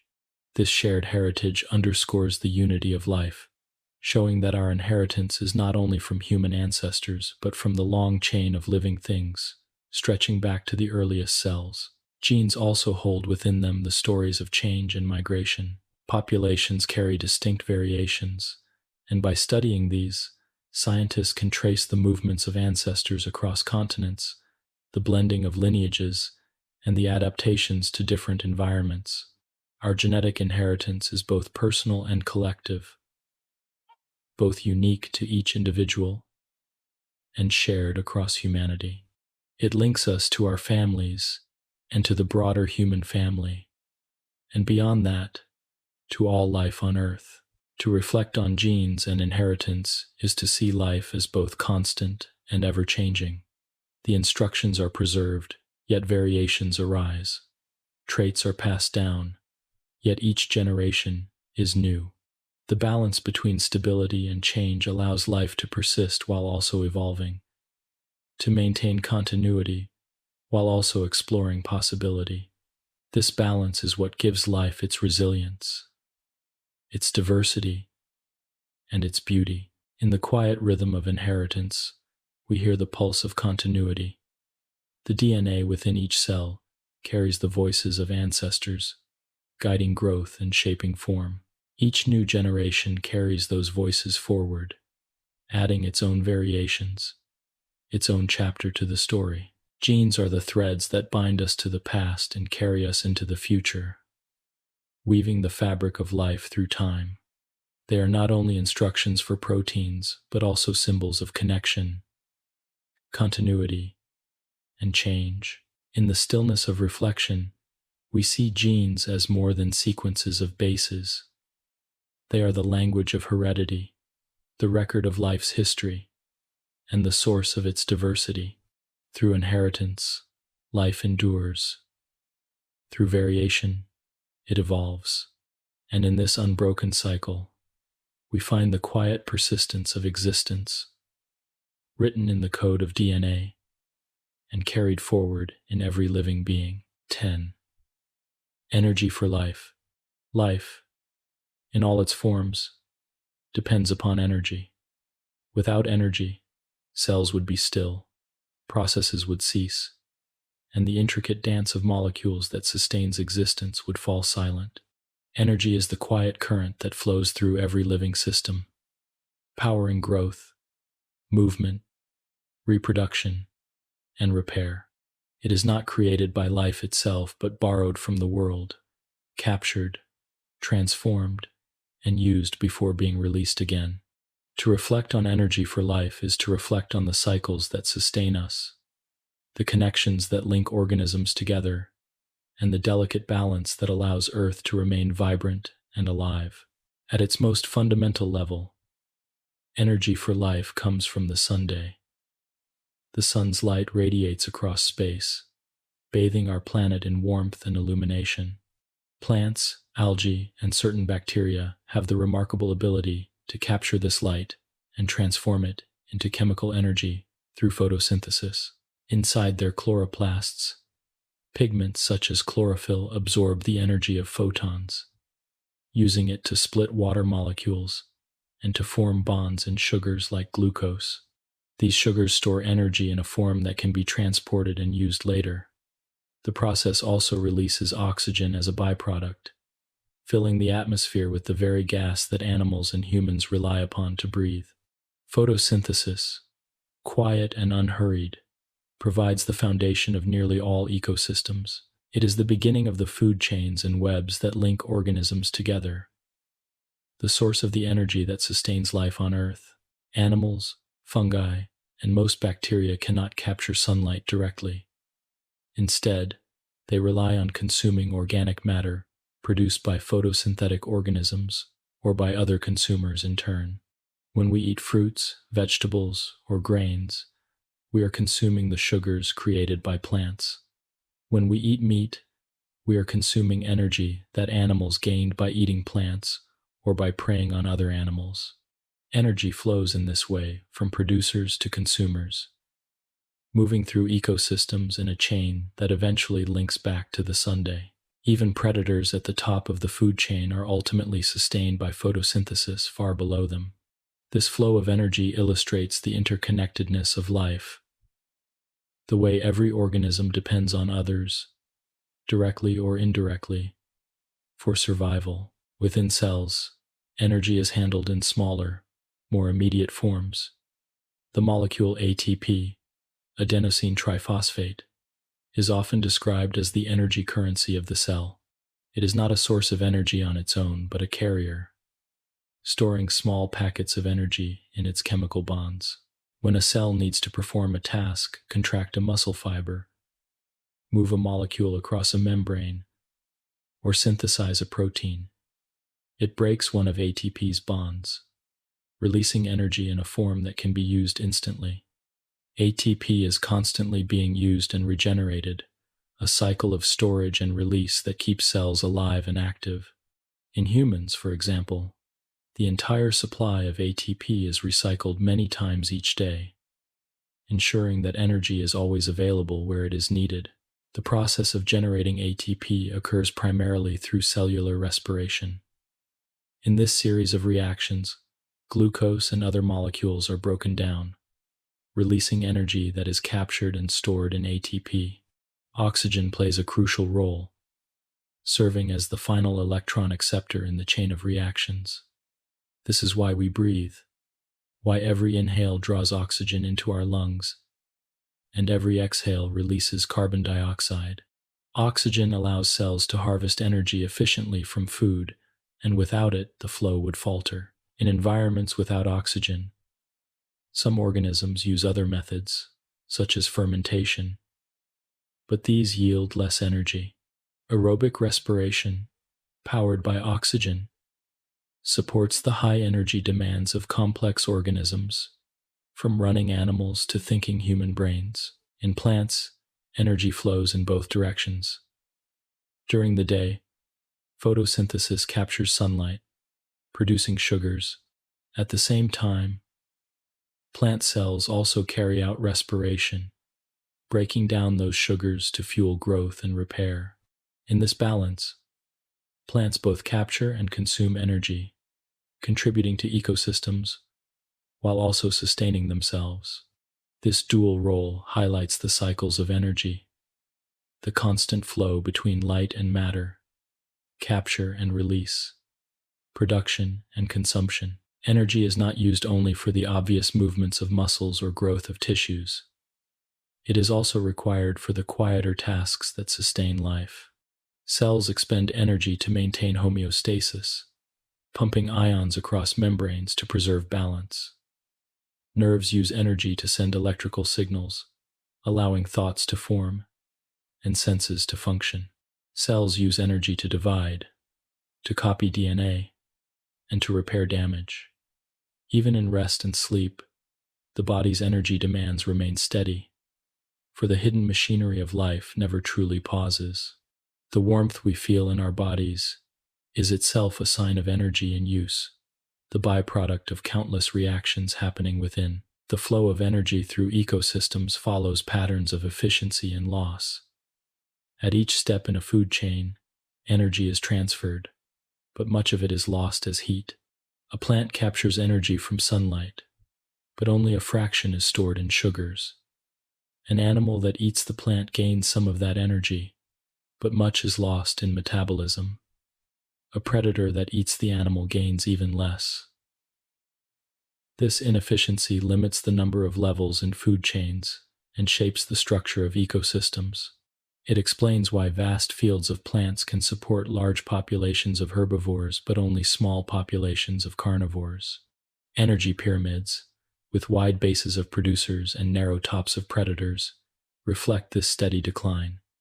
Yet even in this loss, balance emerges, ensuring that ecosystems remain stable and sustainable. Energy also cycles in longer rhythms. The carbon atoms in sugars, for example, may be released back into the atmosphere as carbon dioxide when organisms respire. Plants then capture that carbon again during photosynthesis, closing the loop.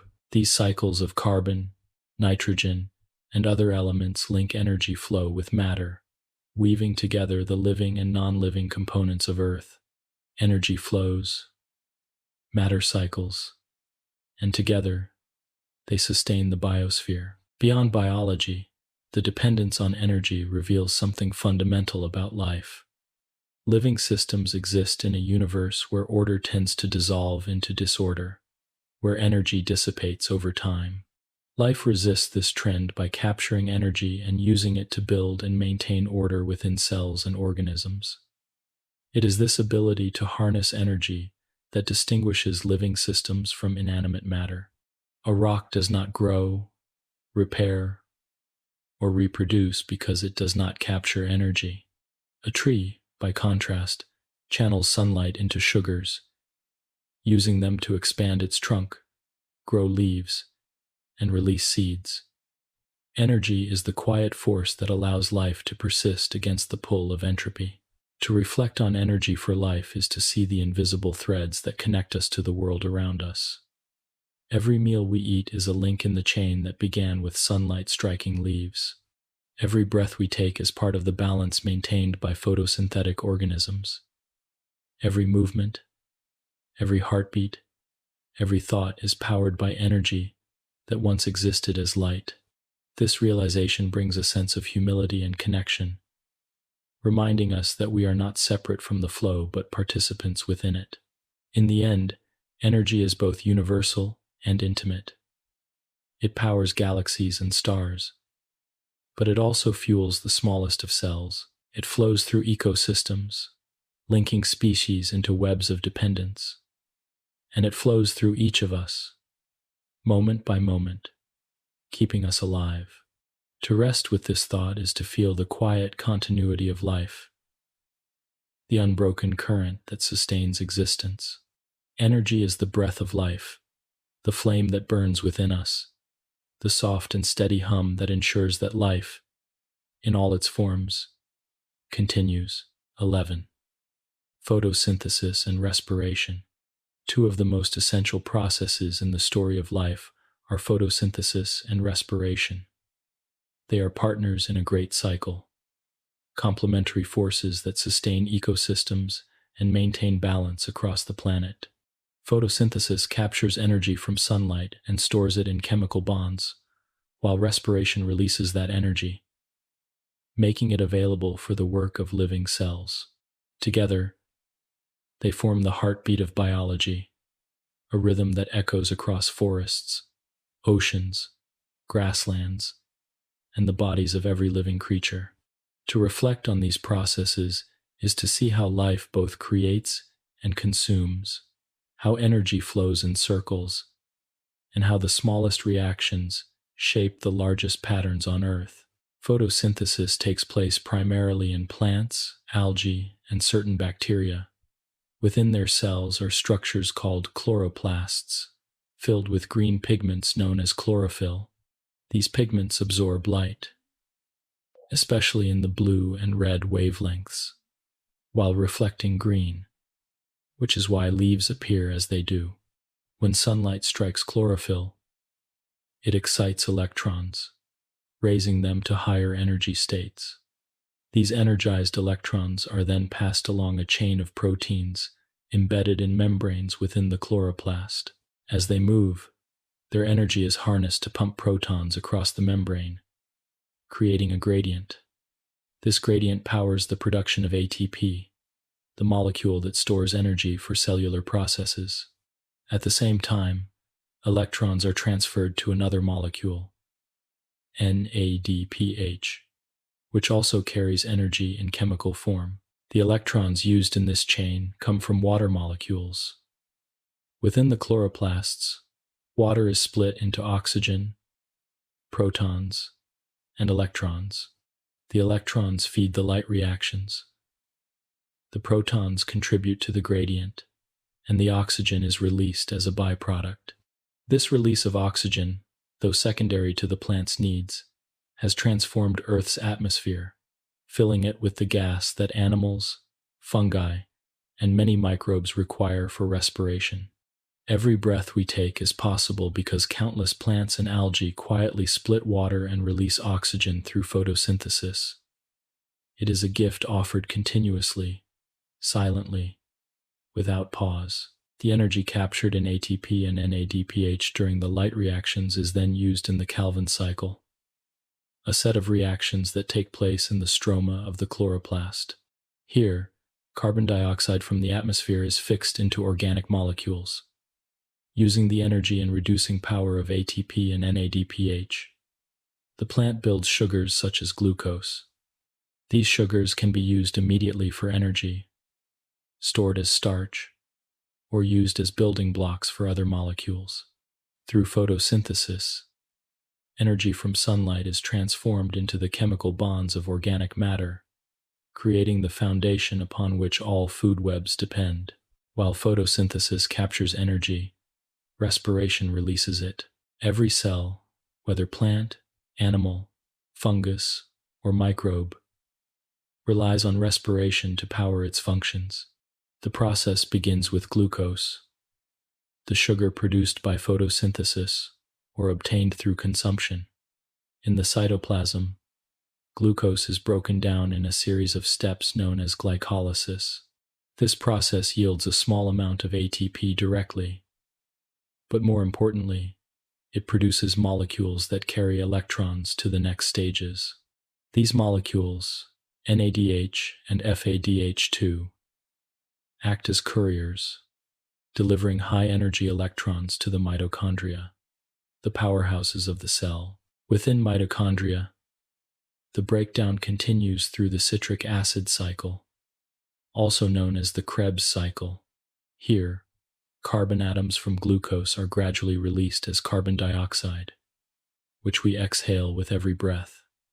The cycle produces more NADH and FADH2, filling the cell with electron carriers. These carriers then deliver their electrons to the electron transport chain, a series of proteins in the inner mitochondrial membrane. As the electrons flow down the chain, their energy is used to pump protons across the membrane, creating a gradient much like the one in photosynthesis.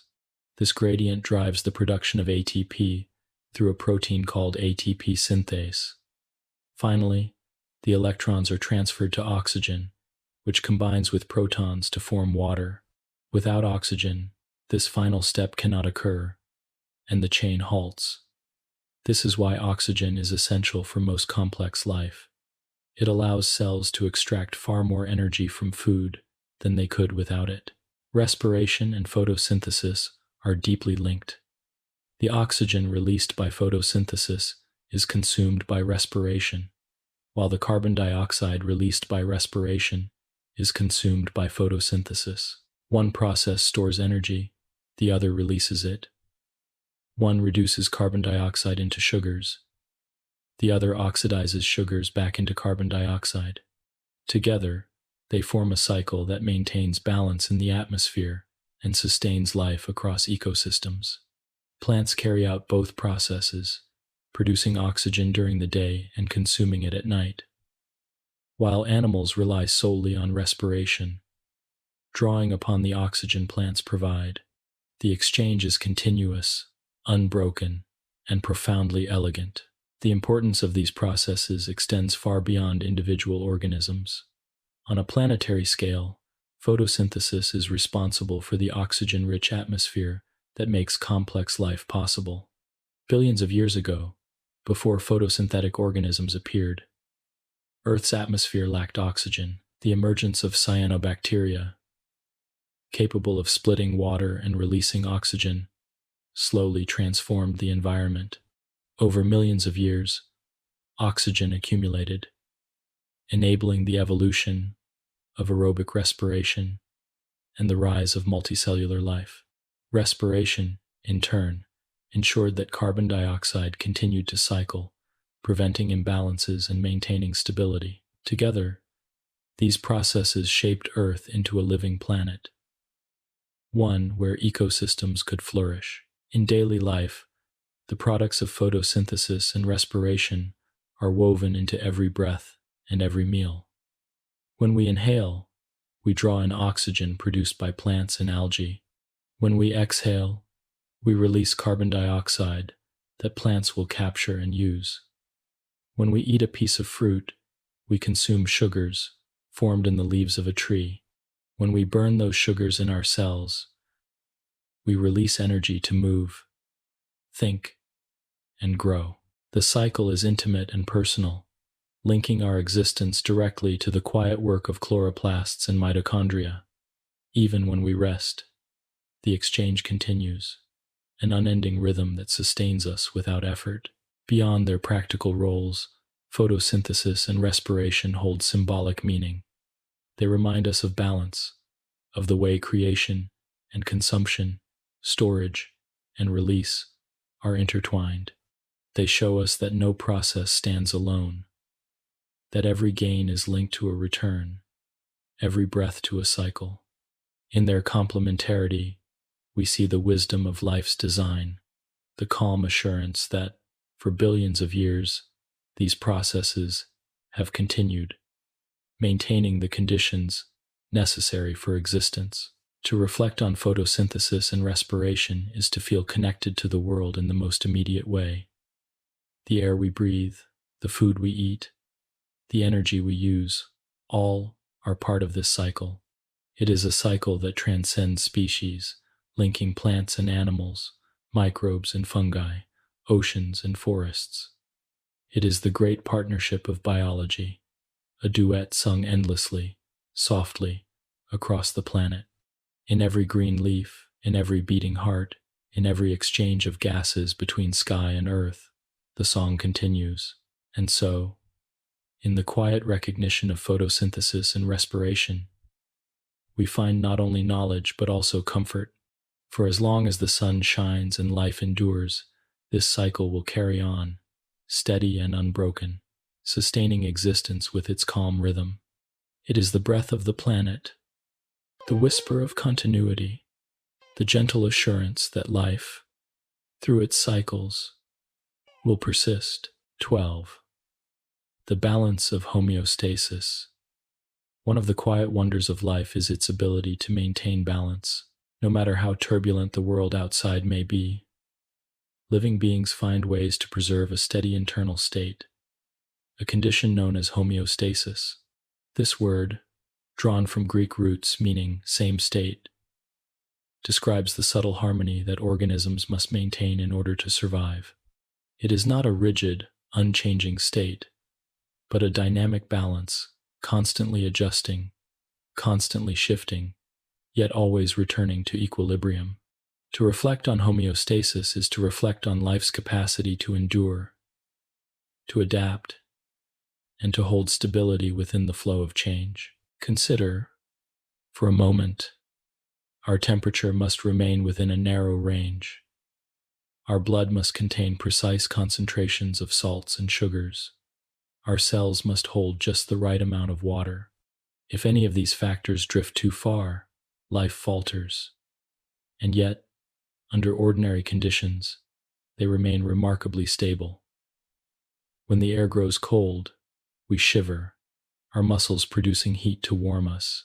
When the air grows hot, we sweat, our bodies releasing moisture that cools us as it evaporates. When we eat, our blood sugar rises, but insulin helps bring it back down. When we fast, other processes release stored energy to restore balance. All of this happens without conscious thought, a quiet orchestration carried out by cells, tissues, and organs, each contributing to the maintenance of equilibrium. Homeostasis is not unique to humans.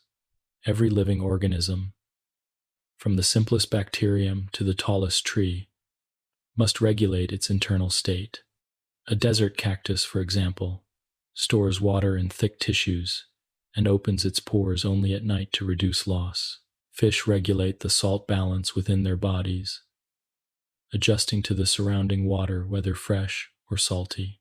Even microbes in extreme environments maintain internal conditions suitable for their enzymes, adjusting their chemistry to endure heat, acidity, or pressure. The ability to sustain balance amid change is one of the defining features of life itself.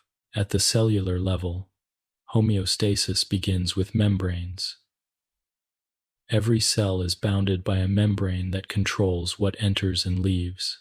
Through pumps and channels, the cell regulates ions such as sodium, potassium, and calcium, maintaining electrical gradients that allow for communication and action. The concentrations of these ions must be carefully managed. Even small imbalances can disrupt signals or interfere with function. Cells also regulate pH, ensuring that the environment within remains suitable for the delicate folding of proteins and the smooth operation of enzymes. Through constant activity, Membranes and molecules work together to create stability within the dynamic flow of matter and energy. Water balance is another crucial aspect. Cells rely on a careful distribution of water, and organisms as a whole must regulate hydration. Animals drink and excrete. Plants draw water from soil and release it through leaves. Fungi absorb moisture from their surroundings. The movement of water is influenced by osmosis, the natural flow from areas of lower solute concentration to higher concentration. Without regulation, cells could swell and burst or shrink and collapse. To prevent this, organisms have evolved countless strategies. Kidneys in animals that filter and balance fluids, waxy coatings on plants that reduce evaporation, and specialized proteins that transport water across membranes. These mechanisms work quietly, ensuring that life's most vital substance is held in proper measure. Energy balance, too, falls under homeostasis. Cells must maintain a steady supply of ATP, neither too little nor too much. In animals, hormones regulate appetite and metabolism, signaling when to eat and when to draw on stored reserves. In plants, photosynthesis is adjusted according to light levels, with energy stored in starch for times of darkness. Microbes alter their metabolism depending on available nutrients, switching pathways to use different sources of fuel. These adjustments prevent exhaustion on one hand and waste on the other, keeping the organism in a state of poised readiness. Temperature regulation is perhaps the most visible form of homeostasis. Warm-blooded animals, such as mammals and birds, maintain constant internal temperatures, regardless of the environment. This requires energy but provides stability, allowing enzymes and processes to operate at optimal rates. Cold-blooded animals, such as reptiles and amphibians, rely more on behavior, basking in the sun to warm, or retreating into shade to cool. Plants also respond to temperature, with some releasing water vapor to cool their leaves or folding them to reduce heat absorption. Across all forms of life, temperature is carefully balanced, for without such regulation, life's delicate chemistry would falter. Homeostasis also extends to the regulation of waste. Metabolic processes produce byproducts such as carbon dioxide, ammonia, and heat. If these accumulate, they can be harmful. Organisms have systems to remove them. Lungs expel carbon dioxide, kidneys filter nitrogenous waste, and sweat glands release heat. Even single-celled organisms pump out excess ions or waste products. The removal of waste is not an afterthought but a central part of maintaining balance, ensuring that the internal environment remains suitable for life. The nervous and endocrine systems of animals provide an elegant demonstration of homeostasis in action. Sensors detect changes: temperature, blood pressure, glucose levels, and signals are sent to effectors that restore balance. This feedback loop ensures constant adjustment. If blood pressure falls, the heart beats faster and vessels constrict. If glucose rises, insulin is released. If it falls, glucagon acts to release stored sugar. Each loop is simple, but together they create a symphony of regulation, quiet and unceasing. Plants, too, rely on feedback. When carbon dioxide levels are low, pores in leaves may open wider, but at the cost of losing water. When water is scarce, the same pores close, conserving moisture but reducing photosynthesis. The balance is always dynamic, a careful trade between competing needs. Even ecosystems display a kind of homeostasis. Populations of predators and prey fluctuate, but often around a stable average. Nutrients cycle between organisms and the environment, maintaining balance in soils, waters, and air. Disturbances may occur: fires, storms, extinctions, but over time, systems tend to recover, finding new equilibria. This ecological balance, though broader than the balance within an individual organism, reflects the same principle: the ability of life to adjust, to compensate, and to sustain itself amid change. Homeostasis is not perfect, of course. It has limits. Extreme conditions may overwhelm regulatory systems, leading to illness, stress, or death. But within ordinary ranges, it allows life to persist with astonishing resilience. It shows that stability does not require stillness.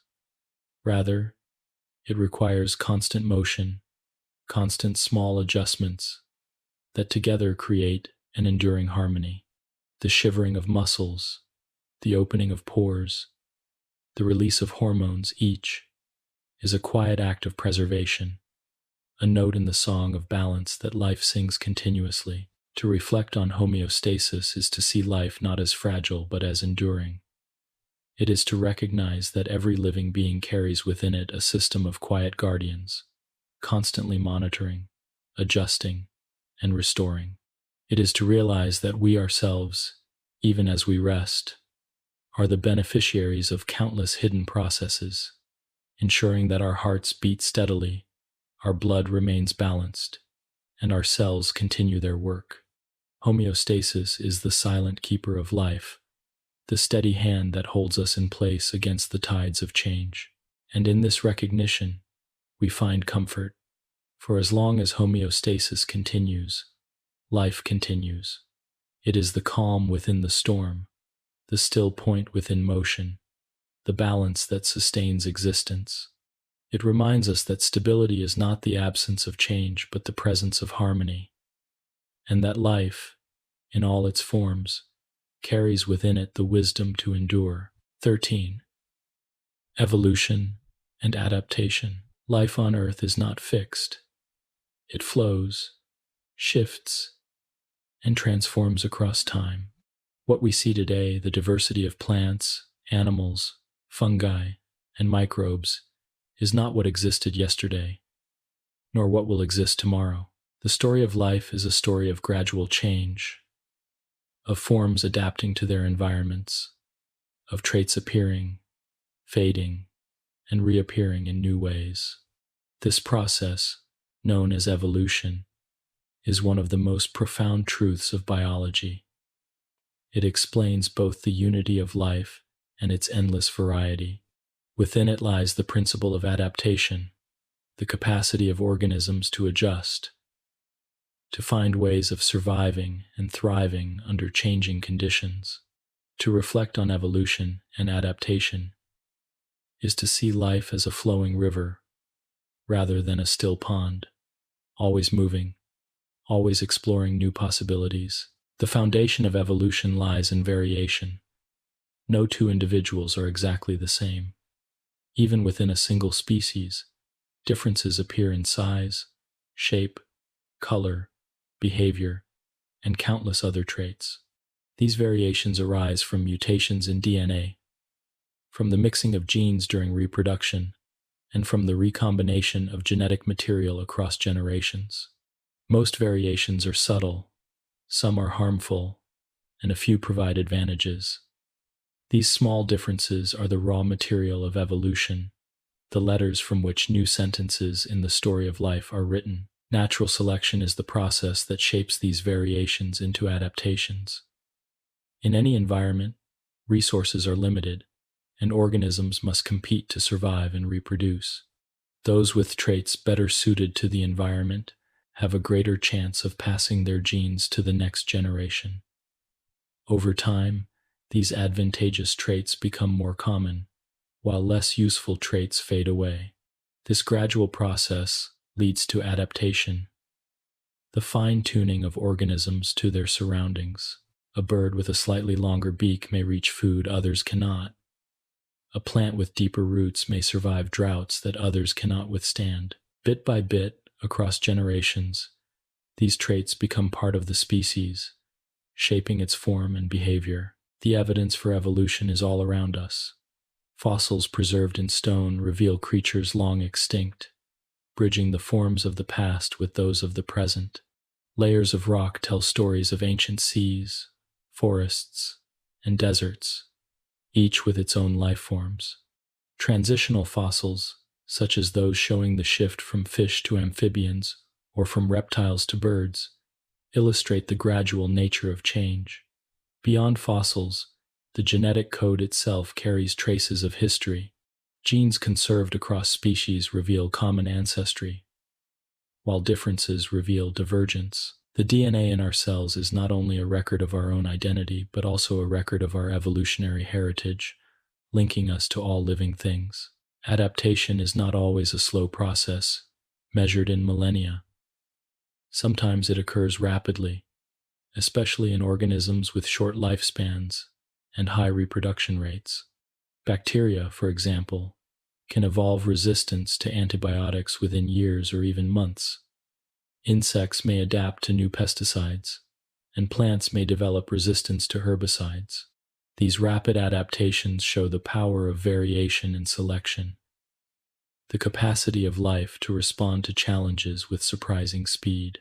Yet even in longer-lived organisms, adaptation remains constant, shaping species across generations in response to shifting climates, landscapes, and interactions with other species. Evolution is not directed toward perfection. It does not follow a plan or aim for an ideal. Instead, it responds to circumstances, to what works in a given place and time. Traits that are advantageous in one environment may be neutral or even harmful in another. Thick fur benefits animals in cold climates but is a burden in the tropics. Bright plumage may attract mates but also predators. Adaptations are compromises, balances between competing pressures. Life evolves not toward perfection but toward fitness, the ability to survive and reproduce under present conditions. Adaptation can also lead to diversity. When populations of the same species are separated by distance, barriers, or behavior, they may evolve differently, eventually becoming distinct species. This process, called speciation, is the source of the branching tree of life. From a single ancestral population, countless new forms can arise, each exploring its own niche. The finches of the Galapagos Islands, studied by Charles Darwin, are a famous example. Each species has a different beak shape, suited to the particular food sources available on its island. From one ancestor, many adaptations emerged, each reflecting the needs of its environment. Such branching has occurred countless times across Earth's history, filling the planet with the rich variety of species we see today. Evolution also explains the unity of life. Despite the diversity of forms, all organisms share the same fundamental molecules, the same genetic code, and many of the same genes. This unity reflects common ancestry, the idea that all life descends from a shared origin, billions of years ago. The similarities between species, whether in embryos, proteins, or behaviors, are echoes of this shared history. To see a whale's flipper, a bat's wing, and a human arm is to see different expressions of the same underlying structure, shaped by adaptation to swimming, flying, and grasping. Evolution provides the link that unites all life into one great family. Adaptation is not only biological but also behavioral. Animals adjust their actions to survive, migrating to avoid harsh seasons, hibernating to endure winters, or forming social groups to share resources and protection. Humans, too, adapt through culture, technology, and knowledge, extending our survival beyond the limits of biology alone. In this sense, adaptation reflects not only the capacity of genes but also the flexibility of behavior, the ability of organisms to respond to challenges in many ways. The story of evolution is not one of constant progress but of constant change. Species rise and fall, adapting for a time, then giving way to others as conditions shift. Extinction is as much a part of the story as adaptation, a reminder that no form of life is permanent. Yet through it all, life persists, diversifies, and continues. The resilience of evolution lies in its openness, its capacity to explore countless possibilities, always seeking balance with the environment. To reflect on evolution and adaptation is to see life as both fragile and enduring. Individual organisms live briefly, but species endure for thousands or millions of years. Traits shift, forms change, and new adaptations emerge. Across time, the great river of evolution flows, carrying the essence of life forward. We ourselves are part of this river, shaped by countless generations before us, and shaping the generations that will come after.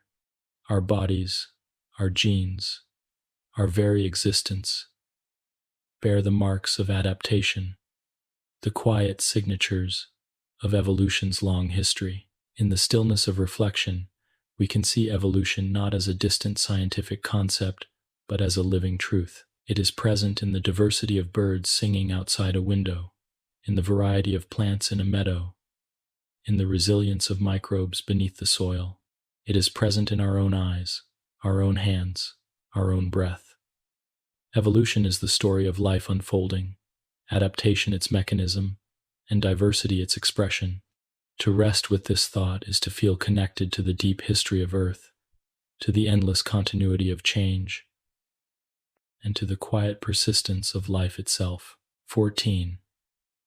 Unity and diversity of life. To walk across a meadow, to gaze into a forest, or to watch the movement of waves in the sea is to witness the astonishing diversity of life. From the smallest insect hidden in the grass to the tallest tree stretching toward the sky, from tiny plankton floating in the ocean to great whales moving through its depths, life reveals itself in countless forms. And yet, beneath this extraordinary variety lies a quiet truth. All living things are connected, united by shared features and common origins. The unity of life is as real as its diversity, and together they tell the story of existence. The unity of life begins at the molecular level.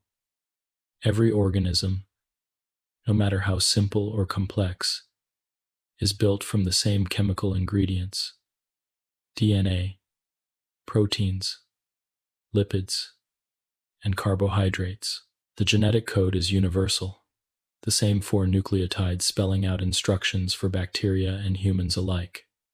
A gene in a fruit fly can function in a mouse, and a protein in a plant may resemble one in an animal.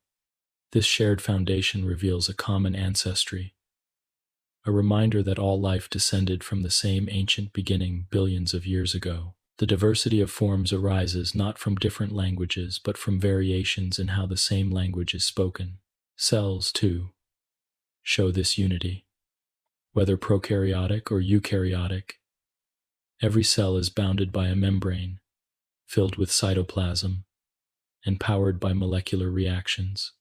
Ribosomes, the structures that build proteins, are present in all cells. The same basic processes, replication of DNA, transcription into RNA, translation into proteins, occur everywhere.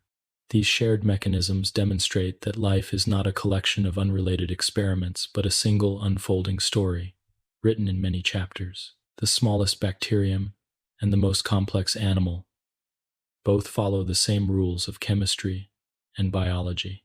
At the same time, diversity blossoms from these shared foundations.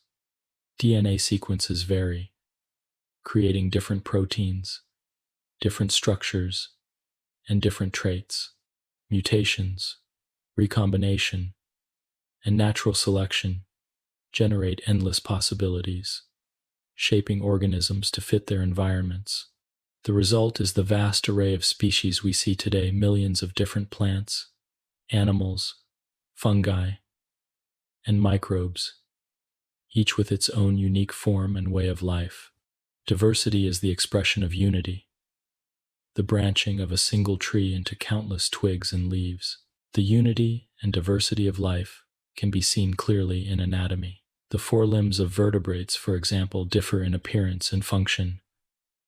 Wings in birds, flippers in whales, arms in humans, legs in horses, Yet beneath these differences lies the same pattern of bones, humerus, radius, ulna, carpals, metacarpals, and phalanges. Evolution has modified these structures to serve different purposes, but the underlying design remains shared. This is a reminder that diversity does not erase unity but builds upon it, transforming a common plan into varied expressions. In ecosystems, unity and diversity work together in harmony. Producers, such as plants and algae, capture energy. Consumers, such as animals, feed on plants or other animals. Decomposers, such as fungi and bacteria, recycle nutrients, returning them to the soil and water. Each role is essential, and each is filled by countless species adapted to particular niches.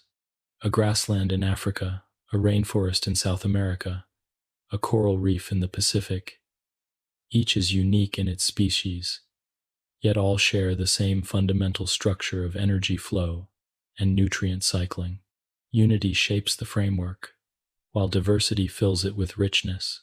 The genetic unity of life also provides a sense of kinship across species. Humans share more than 98% of their DNA with chimpanzees, but also surprising portions with less related species. More than 80% with cows, around 60% with fruit flies, and even 40% with simple plants.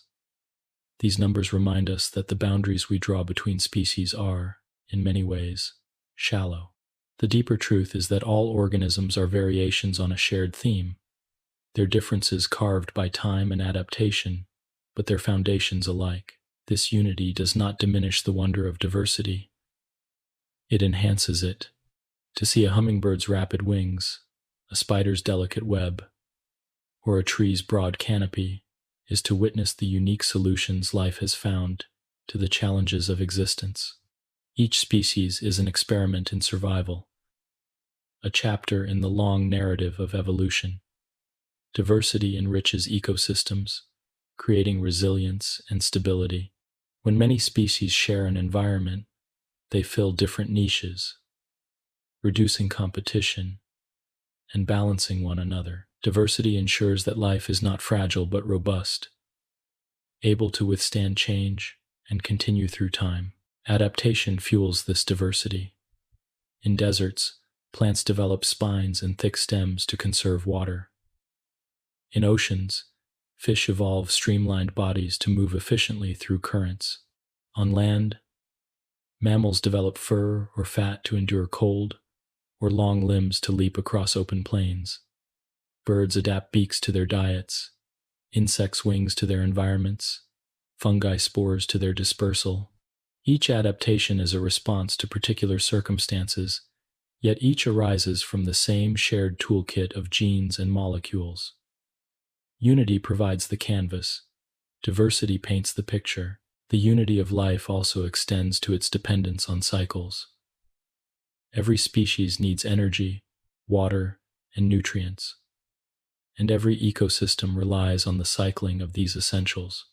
The carbon fixed by plants becomes the energy of animals, then returns to the atmosphere through respiration. Nitrogen flows from the soil into roots, into proteins, and back through decomposition. Water evaporates, falls as rain, flows through rivers, and rises again. These cycles link all species together, uniting them in their dependence and in their contribution. Even the most diverse communities are woven into the same patterns, sharing in the grand cycles of Earth. Humans, too, embody both unity and diversity. Our bodies are built from the same molecules as all other life. Our cells follow the same rules. Our genes share deep similarities with those of countless species. At the same time, human populations display immense diversity in appearance, culture, language, and behavior. Much of this diversity is shaped not only by biology, but by history, migration, and environment. Yet beneath it all, we are united, members of a single species, part of the broader web of life. To reflect on unity and diversity is to recognize that these are not opposites but complements. Unity provides the foundation, the rules and structures that make life possible. Diversity expresses the creativity of life, the endless ways those rules can be applied and reshaped. Together they form the essence of biology, explaining both the similarities that bind species and the differences that make the living world so rich. In the quiet balance of unity and diversity, we see both stability and change. We see the common patterns that underlie all organisms and the infinite variations that arise from them. We see the deep kinship of life, linking us to every creature, and the unique forms that fill the earth with wonder. Unity and diversity are not merely concepts of science.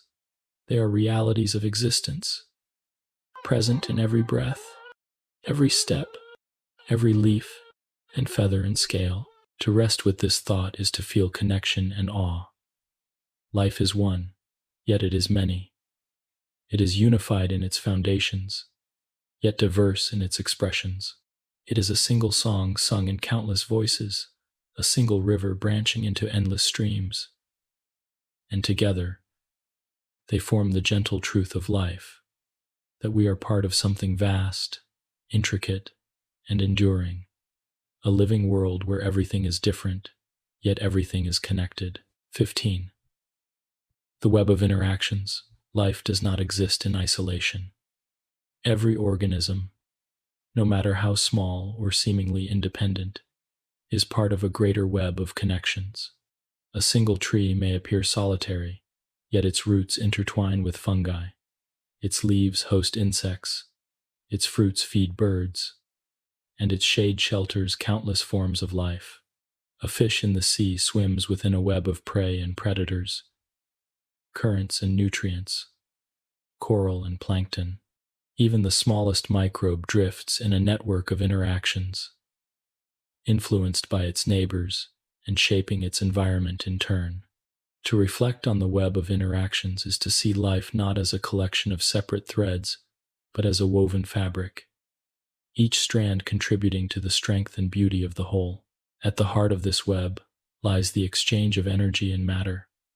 Plants, algae, and photosynthetic bacteria capture sunlight, transforming it into sugars. These producers form the base of food webs, supporting herbivores that feed on their tissues. Carnivores consume herbivores, and predators may in turn be consumed by others. At each step, energy flows upward, though with losses along the way. Decomposers, such as fungi and bacteria, return nutrients to the soil and water, closing the cycle. This constant exchange ensures that ecosystems endure, that energy continues to flow, and that nutrients are recycled for new growth. The web is not static but dynamic, adjusting as populations rise and fall, as seasons change, and as environments shift. Competition is one form of interaction within this web. Organisms often vie for the same resources: sunlight, water, food, or space. Plants in a dense forest stretch upward, competing for light. Predators hunt the same prey. Insects seek the same nectar. Microbes consume the same sugars. Competition shapes populations, influencing which individuals thrive and which do not. It drives adaptations, such as longer roots to reach water or sharper claws to capture prey. Though it may seem harsh, competition is also creative, fostering diversity and innovation within the living world. Alongside competition exists cooperation. Many organisms find ways to live together in mutual benefit. Bees and flowers provide a classic example. The bee gathers nectar for food, while the flower is pollinated, ensuring reproduction. Fungi and plant roots form mycorrhizal associations, exchanging nutrients that benefit both partners. In the human body, trillions of bacteria inhabit the gut, aiding in digestion and producing vitamins, while receiving shelter and nourishment. These partnerships, known as symbioses, show that life is not only about struggle but also about alliance. The web of interactions is strengthened by cooperation as much as by competition. Predation and herbivory are also vital threads in the web. Predators regulate populations of prey, preventing overgrowth and maintaining balance.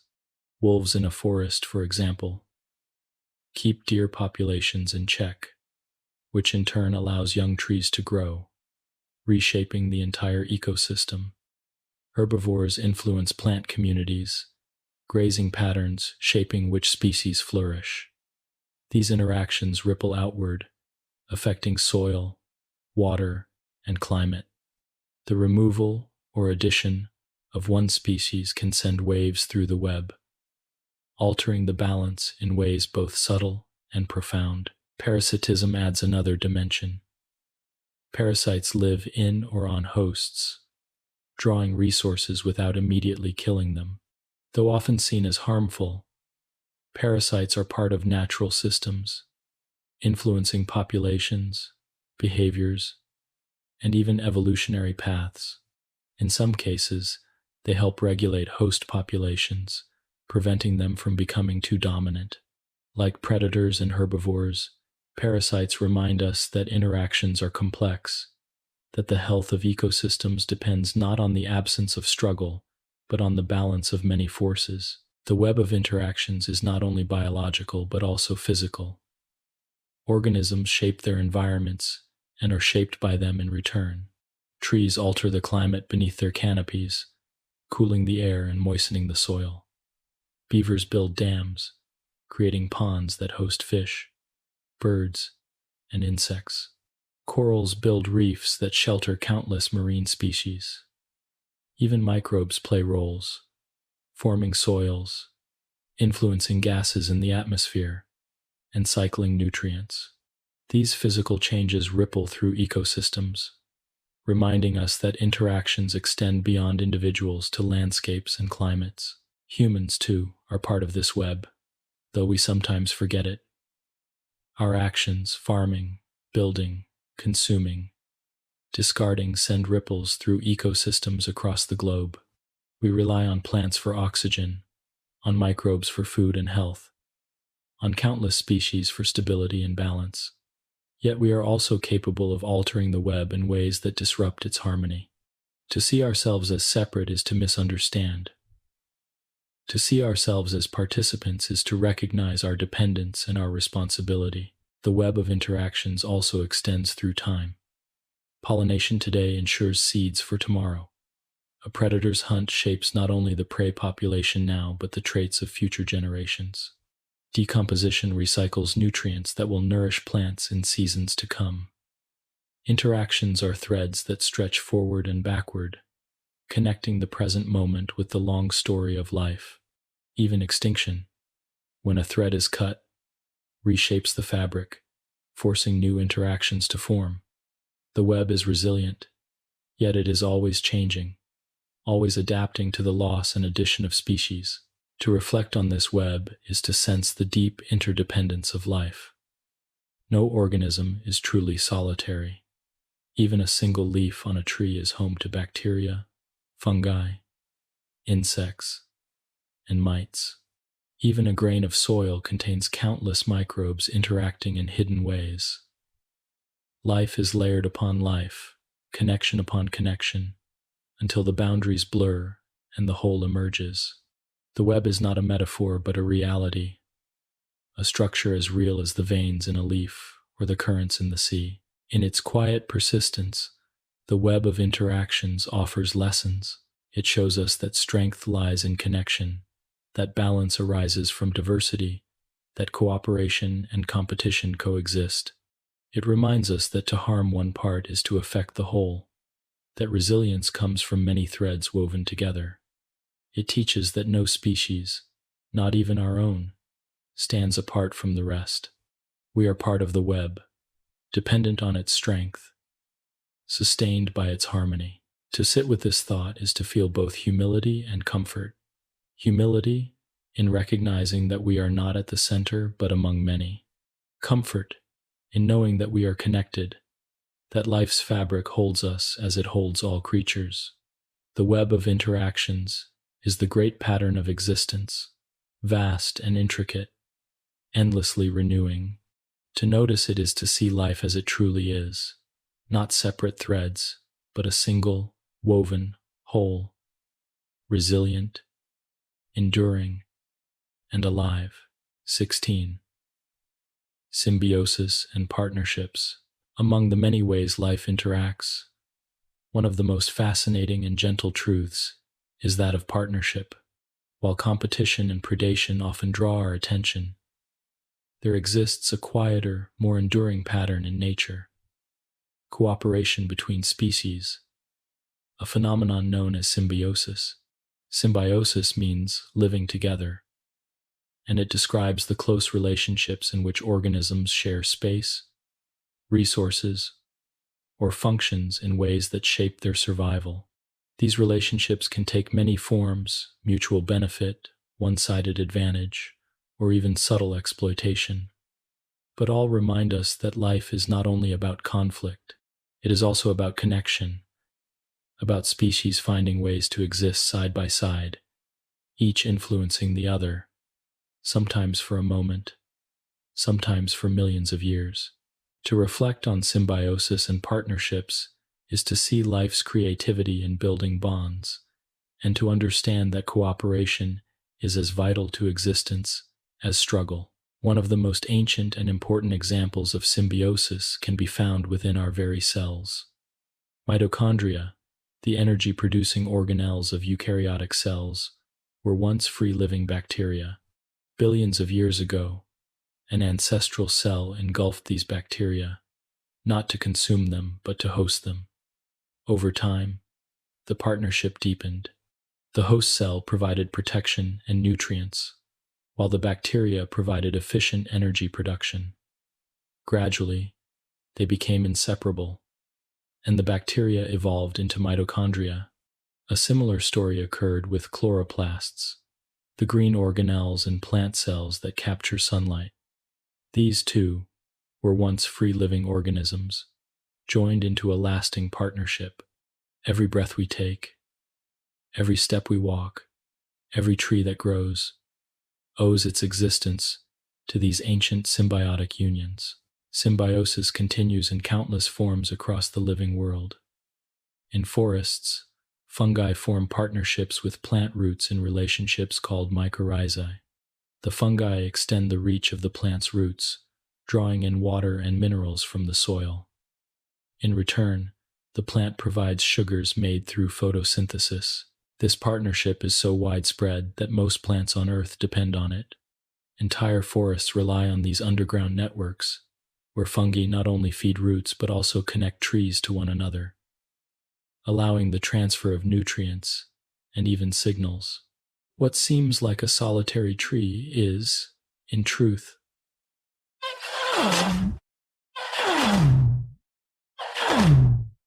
animals, too, rely on partnerships.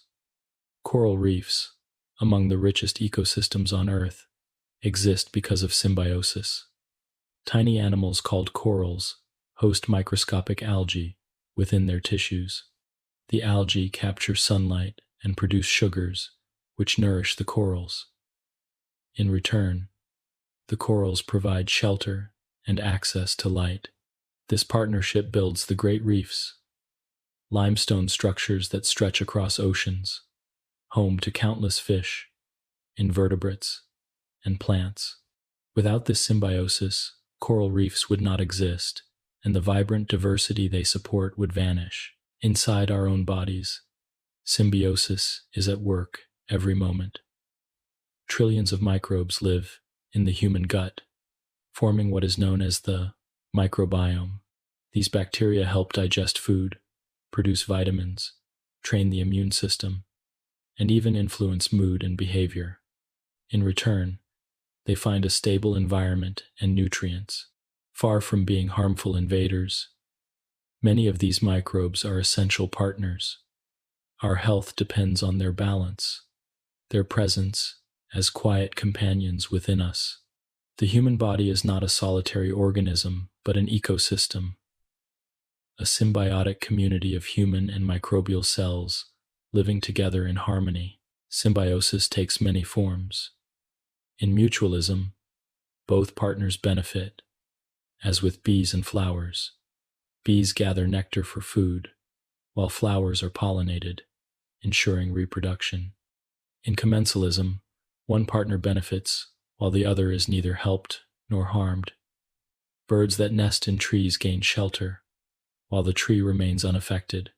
In parasitism, one partner benefits at the expense of the other, as with ticks drawing blood from animals.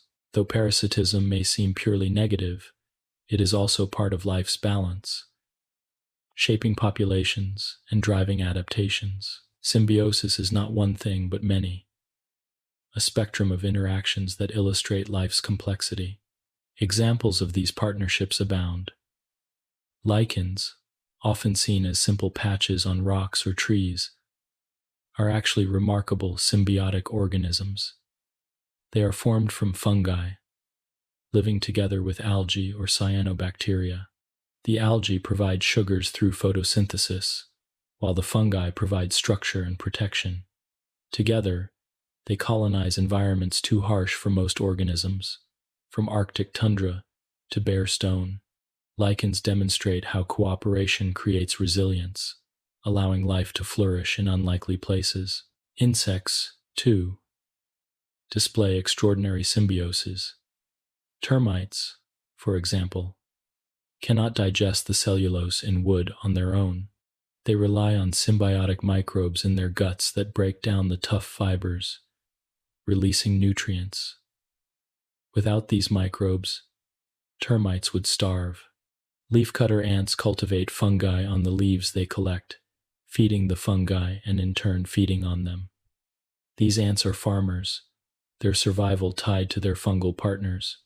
Such relationships blur the line between individual species, showing that survival often depends on shared labor. Symbiosis is not static.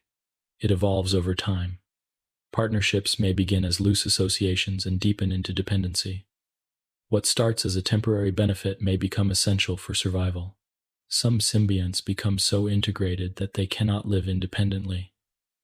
Their genomes reduce to the bare essentials because their hosts provide the rest. This deep integration shows how profoundly symbiosis can shape evolution. Entire lineages of organisms owe their existence to partnerships that began long ago. The importance of symbiosis extends beyond biology into ecosystems. Partnerships stabilize communities, create new niches, and increase diversity. Pollinators and plants together support entire landscapes. Coral and algae together build reefs that shelter thousands of species. Fungi and plants together shape soils, forests, and cycles of nutrients. The web of life is strengthened by these bonds, each partnership a thread that supports the whole. To reflect on symbiosis is to recognize that cooperation is as fundamental to life as competition. It shows us that survival is not always about outcompeting others, but often about finding ways to live together, to share, to complement one another's strengths. It reveals that life is deeply interwoven, that no species stands entirely alone, and that the boundaries between organisms are often softer than we imagine. We, too, live by partnerships, though we may not always notice them. Every breath we take depends on plants and algae producing oxygen. Every meal depends on pollinators, soil microbes, and decomposers. Every moment of health depends on the microbial communities within us. We are partners in the grand symbiosis of Earth, our existence tied to countless others. To recognize this is to feel both humility and gratitude, to see ourselves not as separate, but as part of a shared life. In the calm presence of these reflections, symbiosis becomes more than a scientific concept. It becomes a reminder of connection, of the gentle ways life finds to endure together. Partnerships, whether ancient and cellular, or visible in forests and reefs, are expressions of life's creativity. They are quiet testaments to the strength of cooperation, to the beauty of living side by side, and in them, we see that the story of life is not only one of struggle but also of shared existence, a tapestry woven not from isolation, but from partnership. 17. The cycles of matter. Life is built from matter, and yet matter itself is never truly consumed or lost. It moves in circles, flowing from one form to another, passing through organisms, ecosystems, and even the air and oceans that surround us. These cycles of matter are the quiet currents that sustain existence, ensuring that essential elements are not exhausted, but renewed again and again. To reflect on the cycles of matter is to see how deeply all living things are connected, not only to one another but also to the rocks beneath our feet, the water in the rivers, and the air above us. Life does not stand apart from the earth but is part of its continual turning, woven into cycles that have endured for billions of years. Perhaps the most familiar of these cycles is the water cycle. Water covers most of the planet, fills our cells, and forms the basis of every bodily fluid. It moves endlessly between ocean, sky, and land. The sun warms the seas, causing water to evaporate into vapor. That vapor rises, cools, and condenses into clouds. When conditions are right, it falls again as rain, snow, or hail, returning to the earth. Some of it flows into rivers and streams. Some seeps into the ground to form aquifers, and some returns to the sea. Along the way, it nourishes plants, fills lakes, and sustains animals. The water we drink today may once have fallen as rain on ancient forests, may once have flowed through glaciers or rivers long gone. It is never lost, only transformed, shared among all living things. Another vital cycle is that of carbon. Carbon is the backbone of life's molecules, present in DNA, proteins, sugars, and fats. Plants and algae capture carbon dioxide from the air during photosynthesis, using it to build organic matter. Animals consume these plants or eat other animals, passing carbon along food chains. When organisms breathe, they release carbon dioxide back into the air through respiration. When they die, decomposers break them down, releasing carbon into the soil, water, or atmosphere. Some carbon is stored for long spans in rocks or fossil fuels, only to return through weathering or combustion. This cycling of carbon links the breath of a person to the leaves of a tree, the bones of an animal to the shells of plankton in the ocean. The carbon in our bodies was once part of other organisms, part of the air, part of the earth itself. Nitrogen, too, cycles through life, though its path is more intricate. Nitrogen gas makes up most of the atmosphere, but in this form, it is inaccessible to most organisms. Certain bacteria living in soil or in symbiosis with plant roots can fix nitrogen, converting it into forms such as ammonium or nitrate. Plants absorb these compounds and incorporate them into amino acids and proteins. Animals, in turn, gain nitrogen by consuming plants or other animals. When organisms excrete waste or die, nitrogen returns to the soil, where bacteria once again transform it, either recycling it into usable forms or releasing it back into the atmosphere. This nitrogen cycle ensures that proteins can be built, that growth can continue, and that ecosystems remain fertile. Without it, life would quickly falter. Phosphorus follows a different path. Unlike carbon or nitrogen, it has no significant gaseous phase. Instead, it cycles more slowly, moving between rocks, soil, water, and living organisms. Weathering releases phosphorus from rocks into the soil, where plants absorb it. Animals obtain it through food, using it to build DNA, cell membranes, and bones. When organisms die, decomposers return phosphorus to the soil or water, where it may eventually settle into sediments. Over geological timescales, These sediments may become rock once more, beginning the cycle again. Though slow, the phosphorus cycle is essential, for without it, the very instructions of life, encoded in DNA, could not exist. Oxygen, too, follows a cycle, intertwined with those of carbon and water. It is released into the atmosphere by photosynthesis, consumed by respiration, and returned as carbon dioxide. Oxygen also reacts with rocks, minerals, and gases, playing roles beyond biology.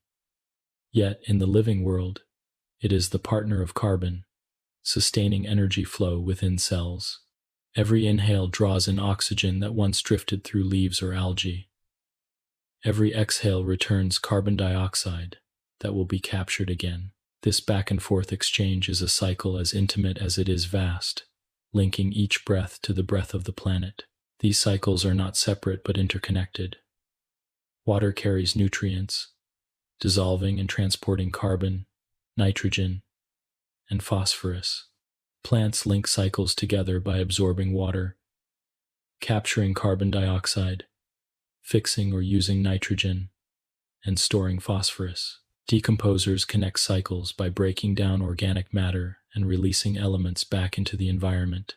Even fire, often seen as destructive, plays a role, releasing carbon, nitrogen, and minerals into forms that can be reused.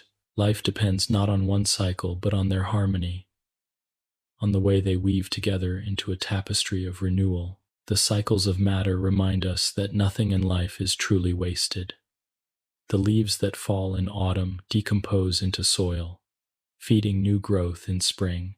The body of a fish that dies in the sea nourishes scavengers, microbes, and eventually plankton, continuing the flow of nutrients. Even our own bodies, when they return to the earth, release carbon, nitrogen, and phosphorus that will one day form part of new organisms. Life borrows matter, uses it for a time, and returns it, so that it may be borrowed again. The atoms in us have been part of countless beings before, and will be part of countless beings after. These cycles also reveal the deep connection between life and the earth itself. Rocks weather, releasing minerals. Rivers carry nutrients to the sea. Volcanoes release gases that enter the air and water. The living and non-living worlds are not separate but parts of the same system, each influencing the other. The soil beneath our feet is alive with microbes that recycle matter. The air above us is shaped by photosynthesis and respiration. The oceans are stirred by currents that move nutrients across vast distances. To see these connections is to see that Earth itself is a living planet, sustained by cycles that have no beginning and no end. Humans, like all organisms, are part of these cycles. The food we eat, the air we breathe, the water we drink, all are borrowed from them. Yet, our actions also alter them. Burning fossil fuels releases ancient carbon, increasing levels of carbon dioxide in the atmosphere. Farming and industry release excess nitrogen and phosphorus, disrupting ecosystems. Deforestation reduces the capacity of forests to cycle water and carbon. These changes remind us of the delicacy of balance, of the need to honor the cycles that sustain us. To live wisely is to live in awareness of these flows, to participate without overwhelming. To reflect on the cycles of matter is to find comfort in continuity. We are part of something enduring, something larger than ourselves. The atoms in our breath may one day nourish a tree. The carbon in our bodies may one day drift in the ocean or rest in stone. The water that flows through our veins may one day fall as rain on distant fields. We are not separate from these cycles, but woven into them, part of their rhythm, part of their song. In the stillness of reflection, the cycles of matter appear as the quiet heartbeat of the planet. They are steady, unhurried, patient, across time. They remind us that life does not consume but transforms, that existence is not a line but a circle. To rest with this thought is to feel both humility and connection. to know that we are part of the endless turning of Earth, sharing its matter, sharing its breath, sharing its cycles with all life that has been, and all life yet to come. 18. Ecosystems and biomes. Life is not scattered randomly across the Earth. Instead, it arranges itself into patterns, forming communities shaped by climate, geography, and the flow of energy and nutrients. These communities, where living organisms interact with one another and with their physical environment, are known as ecosystems. Within ecosystems, life is balanced in cycles of production, consumption, and renewal, each organism playing its part in a shared story. When many ecosystems of similar type spread across regions, they create larger groupings called biomes, vast living landscapes, such as forests, deserts, grasslands, and oceans. To reflect on ecosystems and biomes is to see life not as isolated species, but as interconnected wholes, woven together by environment and interaction. An ecosystem is defined by both its living, or biotic, components and its non-living, or abiotic, components. The living parts include plants, animals, fungi, and microbes, while the non-living parts include sunlight, temperature, water, soil, and nutrients. Together, these components create a system in which energy flows and matter cycles. Plants capture sunlight and build organic matter. Herbivores consume plants, carnivores consume herbivores, and decomposers return nutrients to the soil. Sunlight and water drive growth, while temperature and soil determine what species can survive. An ecosystem is not simply a collection of organisms, but a balance between life and environment, dynamic and ever-changing. Within ecosystems, species are connected in food chains and webs. A simple chain may begin with grass, eaten by a rabbit, which in turn is eaten by a fox. Yet in reality, most organisms have multiple food sources and predators, creating a web of interactions. This web maintains stability, for if one species declines, others can fill its role. Decomposers, such as fungi and bacteria, form the base of this stability, recycling matter and ensuring that nutrients return to the soil and water. Without decomposers, ecosystems would collapse under the weight of waste and dead matter. The balance of ecosystems rests not only on visible creatures, but also on the smallest, most overlooked forms of life.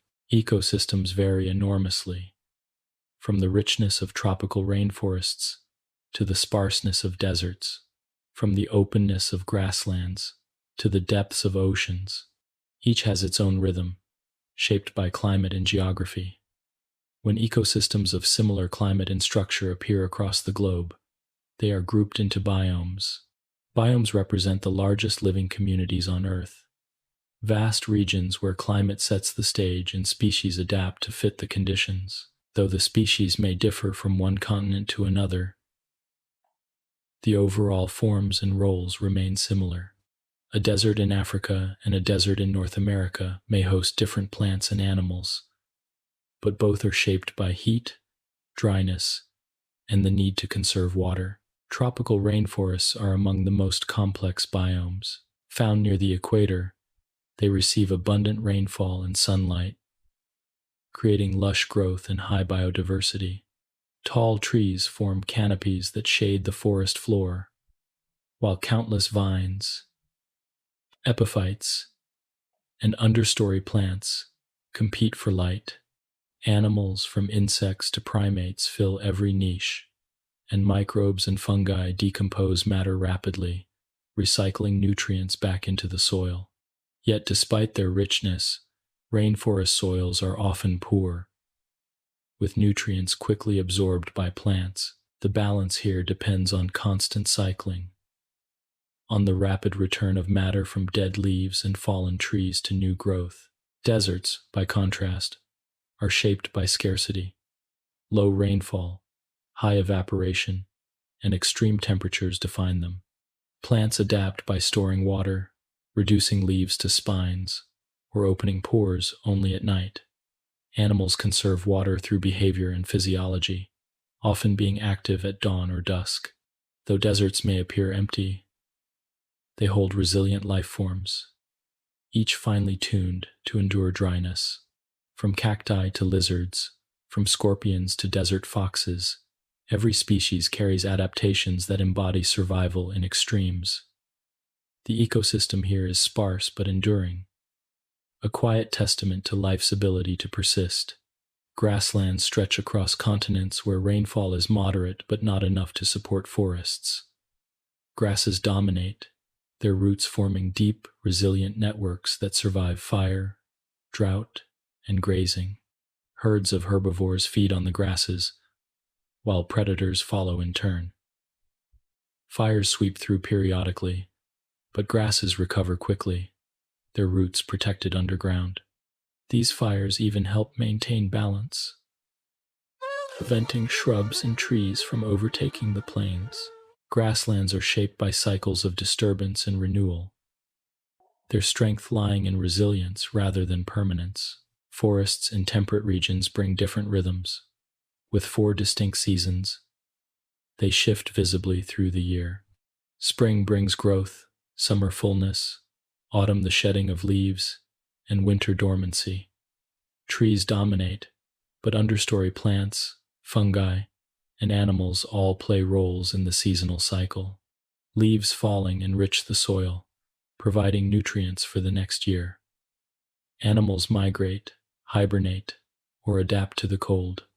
The ecosystem here is marked by change, yet the cycle repeats steadily, year after year, a rhythm of life tied to the turning of the seasons. The oceans, covering most of Earth's surface, represent the largest biome, from the sunlit surface waters where plankton thrive to the dark depths where strange creatures endure crushing pressure. The ocean hosts immense diversity. Coral reefs, built on symbiotic partnerships, create oases of life in tropical waters. Kelp forests sway in colder seas, providing shelter for fish and invertebrates. In the open ocean, currents distribute nutrients, linking ecosystems across vast distances. The ocean's role in regulating climate, cycling carbon, and sustaining food chains makes it not only a biome, but also the heart of Earth's living system. Tundra, at the edges of the Arctic and atop high mountains, shows life at its limits. Short growing seasons, cold temperatures, and frozen soils restrict growth. Yet mosses, lichens, and hardy plants survive. Animals such as caribou, polar bears, and Arctic foxes endure with thick coats, migrations, or burrowing behaviors. Though sparse, the tundra plays a vital role in global cycles, storing carbon in its permafrost and influencing climate patterns. It is a biome where life whispers softly, enduring in stillness and cold. Across all these biomes, ecosystems share certain truths. Energy flows from the sun to producers, from producers to consumers, and back through decomposers. Matter cycles endlessly, linking life and environment. Disturbance and recovery shape communities, from fires to storms, from floods to droughts. Diversity creates resilience, ensuring that ecosystems can withstand change. Unity lies in the patterns, while diversity lies in the forms. Together, they create the balance that sustains the biosphere. Humans are part of these ecosystems and biomes, though our influence often reaches beyond balance. Our cities, farms, and industries alter habitats, fragment landscapes, and change cycles. Yet even in human-dominated environments, ecosystems persist. Birds nest in buildings, plants grow in cracks, microbes thrive in soils. The web of interactions continues, reminding us that ecosystems are not distant from us but include us. To recognize this is to recognize responsibility, for in shaping ecosystems, we shape the future of life. To reflect on ecosystems and biomes is to see life as both local and global. The tree outside a window belongs to its ecosystem, linked to soil, air, and creatures around it. That ecosystem belongs to a biome, shaped by climate and geography. And all biomes together form the biosphere, the thin layer of earth where life endures. The patterns repeat, from small to vast, from local to planetary. To rest with this thought is to feel the continuity of life across scales, the quiet assurance that all living things belong to systems larger than themselves. In the calm of this reflection, ecosystems and biomes appear not as scientific categories but as living truths. They are the stage upon which life unfolds, the settings that shape existence, the patterns that sustain the story of biology. Each one, from desert to forest, from ocean to tundra, is a verse in the song of earth, a reminder that life is not solitary but communal, not scattered but woven, not fragile but enduring in its balance with the world. 19. The flow of energy. Through ecosystems. At the heart of every ecosystem lies a quiet but unbroken current, the flow of energy. Unlike matter, which cycles again and again through soil, air, water, and living beings, energy moves in one direction. It enters ecosystems from the sun, is captured by producers, passed along to consumers, and finally released as heat. Though invisible, this flow sustains every breath, every movement, every leaf unfurling, every wave of the sea. To reflect on the flow of energy through ecosystems is to see the hidden threads that connect all forms of life, the gentle river of power that allows existence to unfold. The sun is the ultimate source of nearly all energy in living systems. Its light streams across space, bathing Earth in warmth and illumination. Plants, algae, and photosynthetic bacteria capture a fraction of this light, transforming it into chemical energy through photosynthesis. The sugars they create hold energy in their bonds, ready to be used by themselves or by organisms that consume them. These producers, often called autotrophs, form the foundation of food webs. They are the entry point through which solar energy flows into living systems, supporting all higher levels of life. From producers, energy moves to primary consumers, herbivores that feed on plants, a deer grazing in a meadow, a caterpillar chewing a leaf, a fish eating algae. Each is part of this transfer. They take in the stored energy of plants and use it to move, grow, and reproduce. Yet much of the energy is not transferred. Some is lost in digestion, some in heat, some in daily activity. Typically, only a small fraction of the energy captured by plants moves upward to herbivores. This loss sets the pattern for all higher levels of energy flow. From herbivores, energy passes to secondary consumers, carnivores that prey on them. A hawk catching a rabbit, a wolf hunting a deer, a frog eating an insect, all represent this stage. Again, much of the energy is lost, used for movement, metabolism, and heat. Only a small portion is passed on. Tertiary consumers, those at the top of food chains, such as lions, eagles, or sharks, receive even less. At each level, the available energy declines. This pattern explains why food chains are rarely more than 4 or 5 links long. There is simply not enough energy to support many higher levels. Ecologists often describe this flow of energy as a pyramid.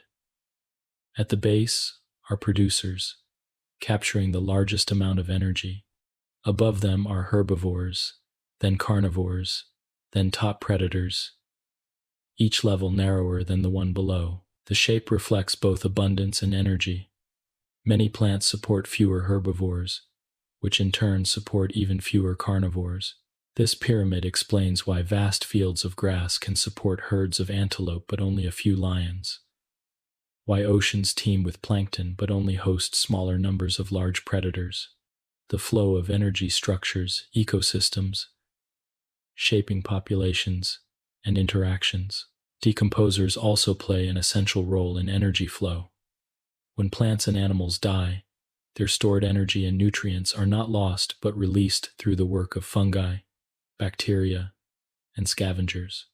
These organisms break down organic matter, returning nutrients to the soil and releasing energy as heat. Though decomposers do not pass energy upward in the same way as consumers, they ensure that matter continues to cycle, making new growth possible.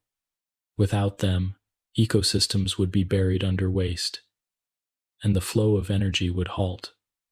They are the silent recyclers, closing the loop and sustaining the balance. Not all ecosystems capture energy in the same way. On land, plants are the primary producers. In oceans, phytoplankton microscopic algae play this role, drifting in currents and forming the base of marine food webs. In some extreme environments, such as deep-sea hydrothermal vents, life relies not on sunlight but on chemosynthesis. Here, bacteria use chemical energy from minerals released by the vents to build organic matter. These producers, too, form the foundation of food chains, supporting unique communities of worms, clams, and fish. Whether through sunlight or chemical energy, producers are always the starting point of the flow.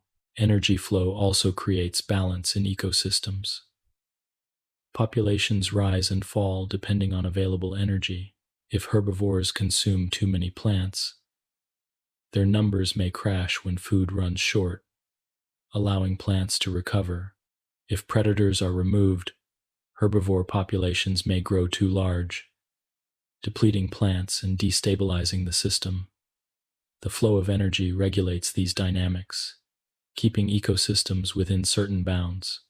Though fluctuations occur, the overall pattern tends toward equilibrium, shaped by the steady input of energy from the sun and the steady loss of energy as heat. Energy flow is not only ecological but also personal. Every meal we eat represents a link in the chain. A piece of fruit carries the energy of sunlight captured by leaves. Bread carries the energy of grains grown in fields. Meat carries the energy of plants consumed by animals. With every bite, we take in energy that began as light transformed by producers, passed through ecosystems, and finally entering our bodies. This flow is intimate, connecting us directly to the earth and its living systems. The efficiency of energy flow shapes the choices of life.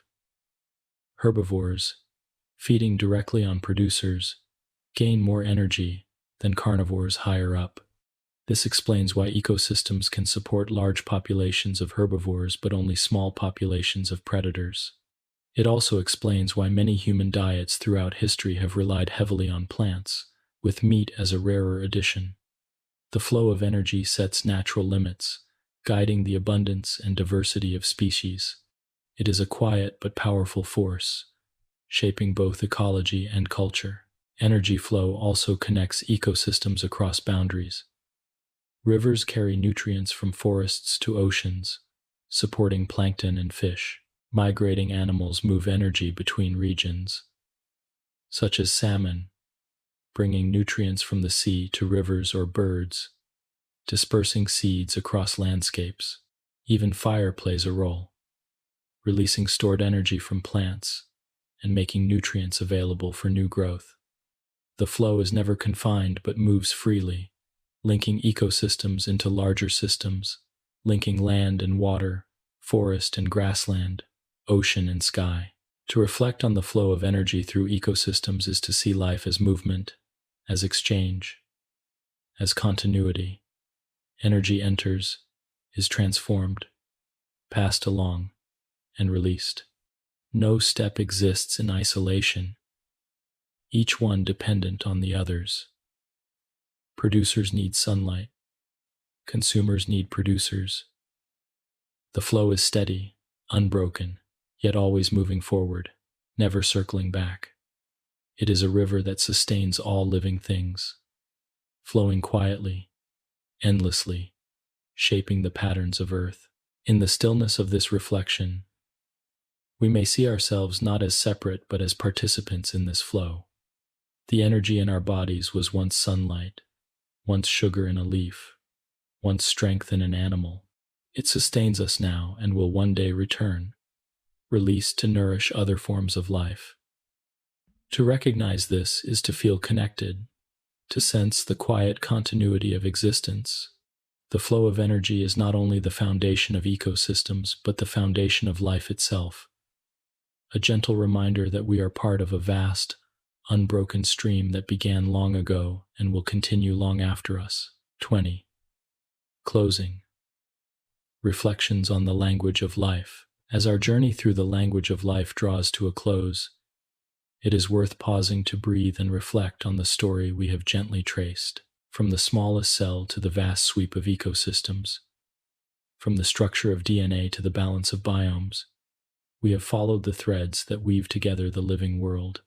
The picture that emerges is not one of chaos, but of quiet order, a rhythm that flows through every leaf, every breath, every wave of the sea. Life, in all its diversity, is connected by common patterns, written in the same molecular script, carried forward by the same energy, bound together by the same cycles. This continuity, this language of life, is at once simple and infinitely complex, a song sung softly across billions of years. The story began long ago, in the stillness of ancient oceans, when simple molecules found ways to copy themselves and to gather within boundaries. These were the first whispers of life, fragile yet enduring. Over time, cells emerged, small worlds within worlds, carrying instructions in DNA, building proteins to shape their existence, maintaining balance through homeostasis. These cells gave rise to the great division of prokaryotes and eukaryotes, one streamlined and efficient, the other complex and cooperative. From their union came mitochondria and chloroplasts, ancient partnerships that remain within us still. In this beginning, we see the first words of life's language, the alphabet upon which all later sentences would be written. As life unfolded, the script grew richer. DNA, with its 4 simple bases, became the library of heredity, storing information that could be copied, varied, and passed on.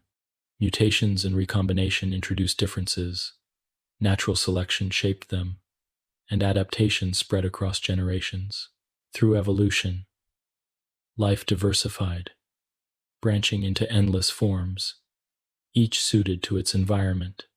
Fossils recorded these changes, while genes preserved the memory of ancestry. Evolution became the grammar of the language of life, the rules by which sentences shifted, meanings expanded, and diversity blossomed. Within this unfolding, proteins emerged as the machinery, the actors carrying out the instructions of DNA. They folded into intricate shapes, catalyzed reactions, formed structures, transported molecules, and transmitted signals. Proteins gave life its activity, transforming silent code into living function. Cells, guided by proteins, became tissues. Tissues formed organs. Organs supported organisms. In their cooperation, trillions of cells created bodies, communities of life within life, each part distinct yet united. Here we see the language not only written but spoken, expressed in movement, thought, and growth. Energy, too, entered the story as the current that sustains all things. From the sun's light, captured by photosynthesis, to the steady rhythm of respiration, energy flowed through ecosystems, powering every process, every breath, every heartbeat. The cycles of carbon, nitrogen, water, and phosphorus turned endlessly, linking the living and the non-living, ensuring that nothing was wasted, that all was renewed.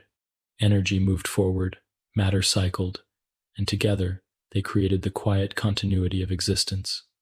This was the melody of the language of life, steady and unbroken, resonant across scales. In the great web of interactions, we saw that no organism is truly alone. Species compete and cooperate, prey and predator balance one another. Decomposers recycle the dead into new life. Symbiosis revealed partnerships that shape worlds.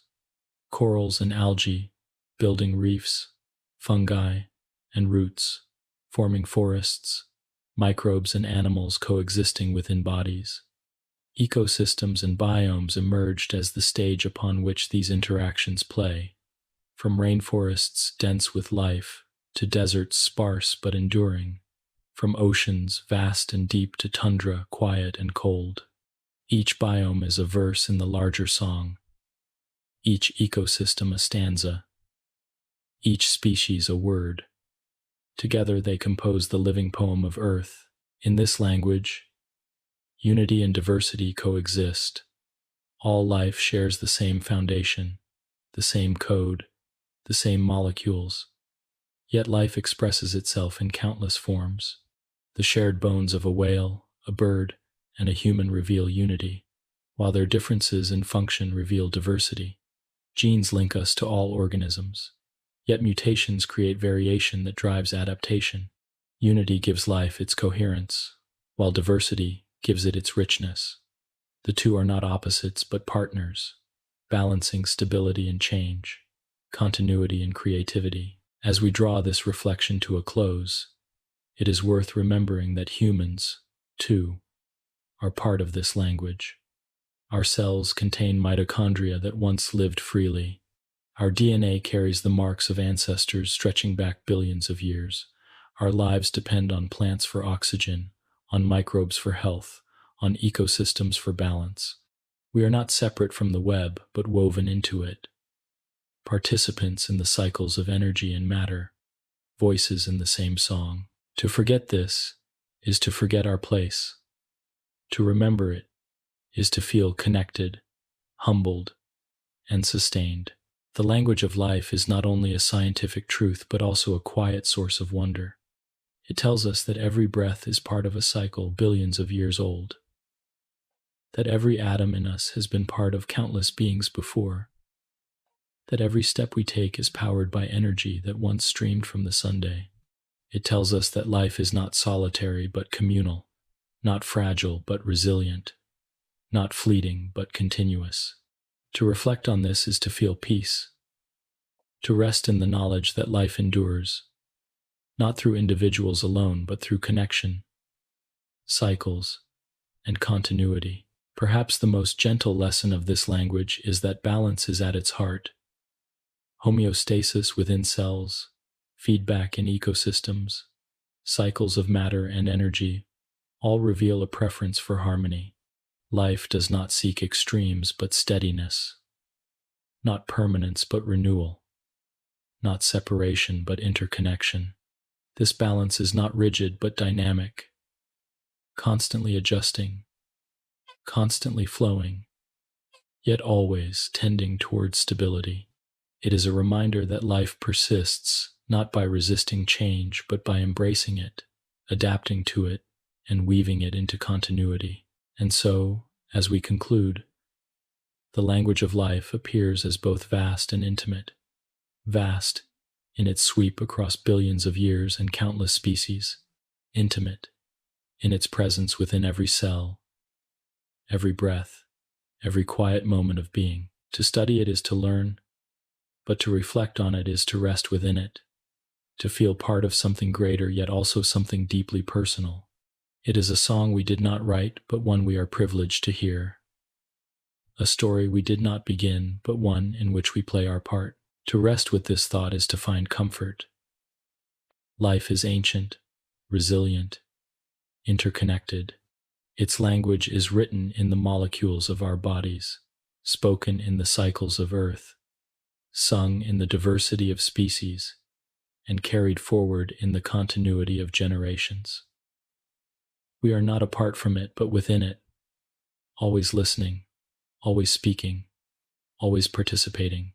The language of life surrounds us, sustains us, and reminds us, gently and quietly, that existence is shared, enduring, and profoundly beautiful.